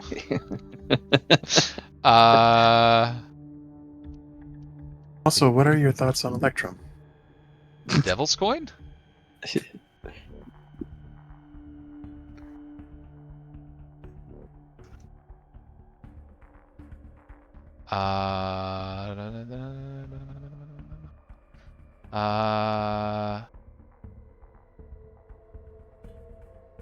I am unfamiliar with any reason that she should dislike or hate silver. Well, I mean, she may just really. I mean, it seems as though she really wants it. I mean, it's not like they take it and destroy it or anything. It almost seems like that, they're confiscating it and hoarding it. We were told it gets thrown into the pit with this viper that you speak of. Yes, then it could simply be an offering to Set. I am not familiar with that god's preferences in coin, but she is treating that pit as her personal treasury, and I would say that there are likely no better guards than that beast. It could be to appease the beast itself.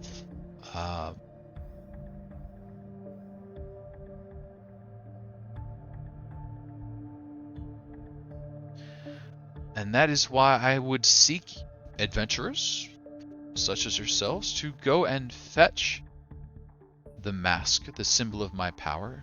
Should you be able to defeat the beast, certainly do so. But with the mask, the strength of this city can be brought to bear. And then we could assault the beast together.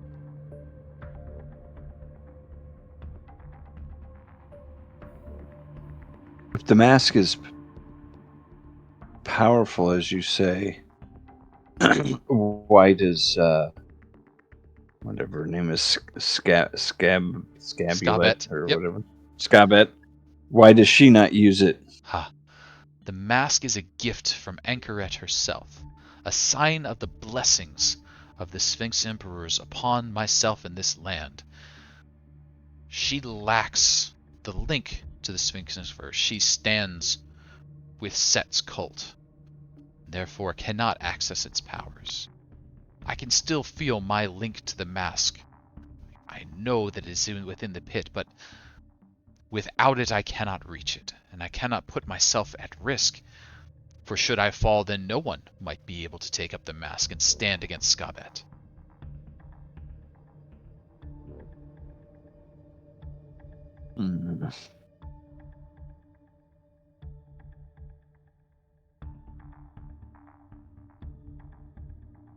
Once you have this mask, you will be powerful enough to stop Scabette and all her forces. No. I am well aware of my own mortality. I shall be powerful enough to stand against her with others of like mind. I would hope you adventurers would stand with me, some of the nobles of the city and forces that have lain in wait. I would then be ready to lead them and put myself out in that battle. But without it, I am reduced. I am not as young and spry as I used to be when I was first gifted the mask and came to power in my own right. At this age, I've come to rely on it a bit more than perhaps I should, and yes, again, an heir or successor would be good, someone growing in strength rather than waning. But I have enough years left that I can get us through this trouble with that mask in my hand. Or on my face, as it were.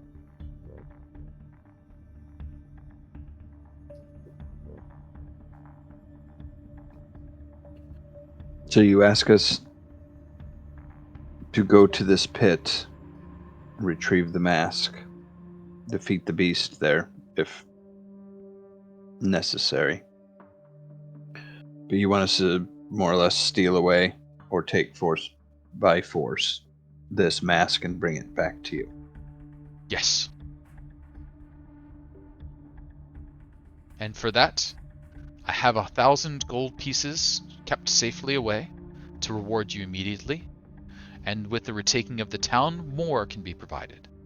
But in hiding here, there's only so much of my treasury that I can access. The pit itself contains quite a number of treasures, and there would be a share of that in there for you as well.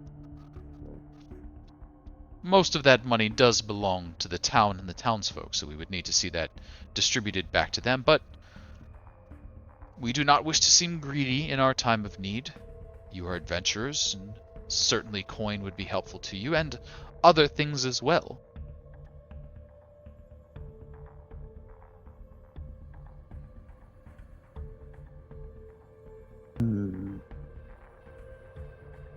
Oh, gang, what do we think?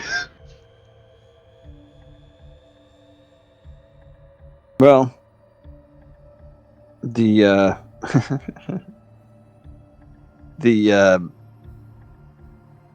the half elf running this place now has to go. She's a set worshiper, and this guy's not just blowing smoke.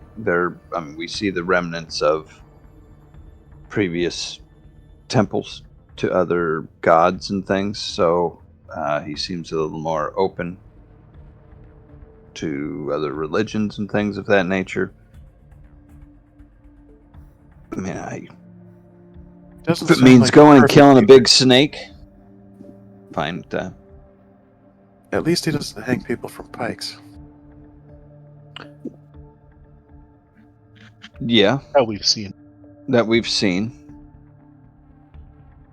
Everybody That has a is pike true. phase. I mean, come on.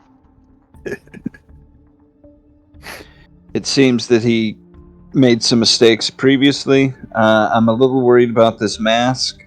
I mean, it possibly could be corrupted in some way. I mean, if he wears the mask and gets the blessings of the sphinxes that he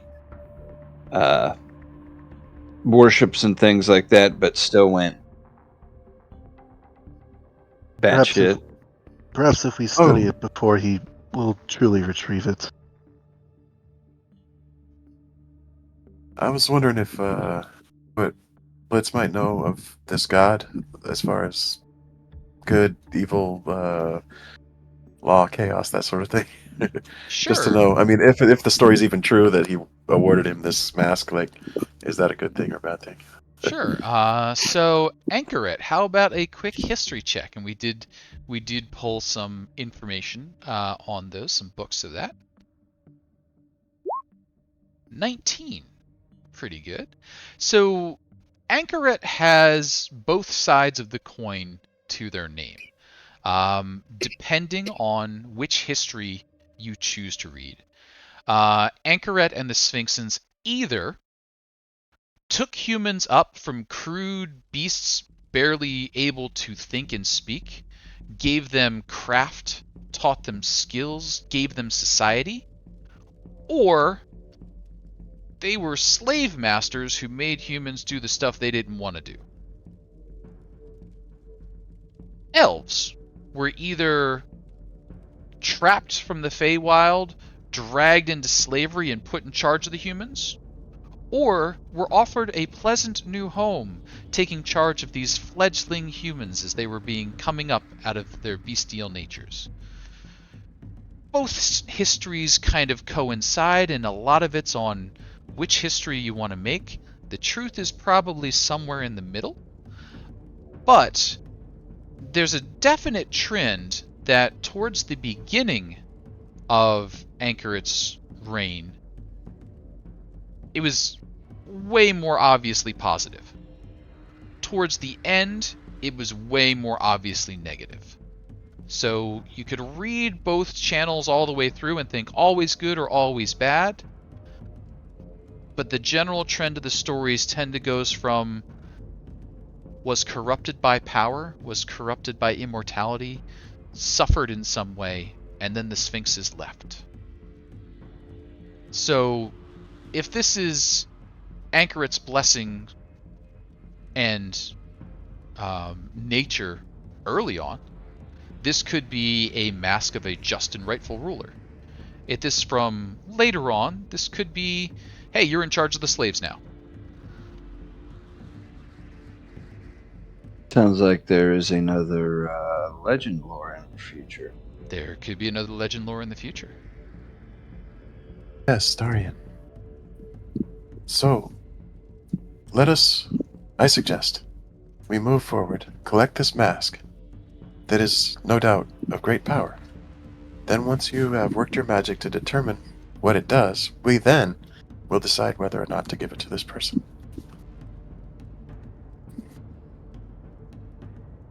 I think that is perfectly reasonable. I think we should also, when all this is done, let him know where it is. This is all in the head. Mm-hmm. Let him know about Mitra's fist being rebuilt, and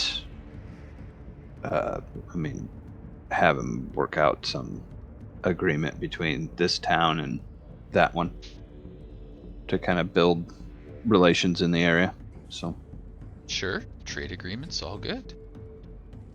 So, as it sounds like the party is deciding that they will be heading towards the pit in some way, they will likely be retrieving the mask in some fashion and then deciding what to do from there. I think we can relay sort of what you would want to do Shadar-kai and then start to fade out on this particular session. Conversation will happen. If you happen to have any food or wine, he would happily offer that to you. I'm sorry, go ahead. I was just going to say one thing, since he's obviously sort of, he's looking pretty haggard, having been staying down here. If we do like a short rest or whatever, I'll whip up a meal, probably like he hasn't had in a long time, just to get in his good graces. So. Excellent. Yeah, spend a little time. He has a meal. He certainly thanks you for it. He's got a little bit of a I've been a boss for a very long time, so I'm not real good at being humble and thankful, but he's definitely got this is a good deed you are doing, you will be well rewarded for this. So he's not just like, thanks. He's like, you've earned my favor. Well done, you will be rewarded. So he's got that little air to him, but it's not a bad way. As the time passes, you will then eventually ascend, make your way out, and you would head back out into town. And as you're heading back out into town, there's a little bit of a hubbub going on. There's a parade happening out from the palace down Temple Row. The parade is comprised primarily of guards. There's a couple of minions scattered in there. And the parade float is a tremendous log. The log is probably about 8 foot or so long. It's probably, a foot or so around. That log is festooned with ropes. The ropes are wrapped around it in a very decorative fashion. And then attached to the log on the top, tied by the ropes, is a young man, probably in the 17 or so range. His hands are up at the top. His feet are down at the bottom in a very jovial way, kind of all wrapped up on this log. And they're marching him along, and he's calling out in a, great festive, please! And they're, making a beeline towards that death pit area away to the east. A nice, happy festival procession, of a joyful young man being taken to his first logging. And, that's where we'll wrap up this evening as the party kind of comes out and says, there's a thing going on over there, and we'll see how they handle it when we get back next session. They're going where we're going. They're heading in the same direction, and you can follow in the joyous procession. Yeah. So thanks everybody for playing tonight. Thanks everybody out there in the audience for hanging out. We've been playing our way through the Dark Towers, Chosen Sons of Set. We have been working our way through the second of the 3 adventures in the book, because we do things out of order here. And we'll have some fun come next week when we pick up same bat time, same bat channel, and figure out what we're doing. If you like what we're doing and you want to take part, swing by the Discord, come check us out, say hello, and or leave us a nice comment or a little thumbs up in the YouTubes. Any shout outs from the players as we finish up for this evening? Yeah, props to the peeps who wrote those riddles. They were really good. Yeah. I was really sad to miss one of them, man. My dog broke out and I had to go run after him, but I saw the second one, and the second one was awesome. Those were I'm going to really watch the good. video for the first one later, because I could not solve that from looking at it. But yeah. I really focused in on that 5 not being a 6. I don't know if they've gone to print yet, or if they're looking for like Oh, did you Yeah. find a typo? Yeah, so that I missed that that- I missed 5 that should have part. been a 6 for the unlock. Uh-oh. And It was a little scraped off. The back half of the 6 was scraped off a little bit. So Yeah. it's like a 5. Right. Yeah. that's what it was. Had a little smuts on it. But as we're finishing up here, we'll toss a raid out there. I think I see the Lollygaggers is out there playing some D&D, I think. We'll go find out about what's going on over there. And thanks, everybody. Have a great night. Thank you. Dolmenwood Saturday morning. Oh, yeah. Dolmenwood Saturday morning. Yes, this is Dolmenwood Saturday. And you can also catch up on the Dolmenwood on the podcast, on the YouTubes, all kinds of places. And thanks all for being there. Ba-dum-bum.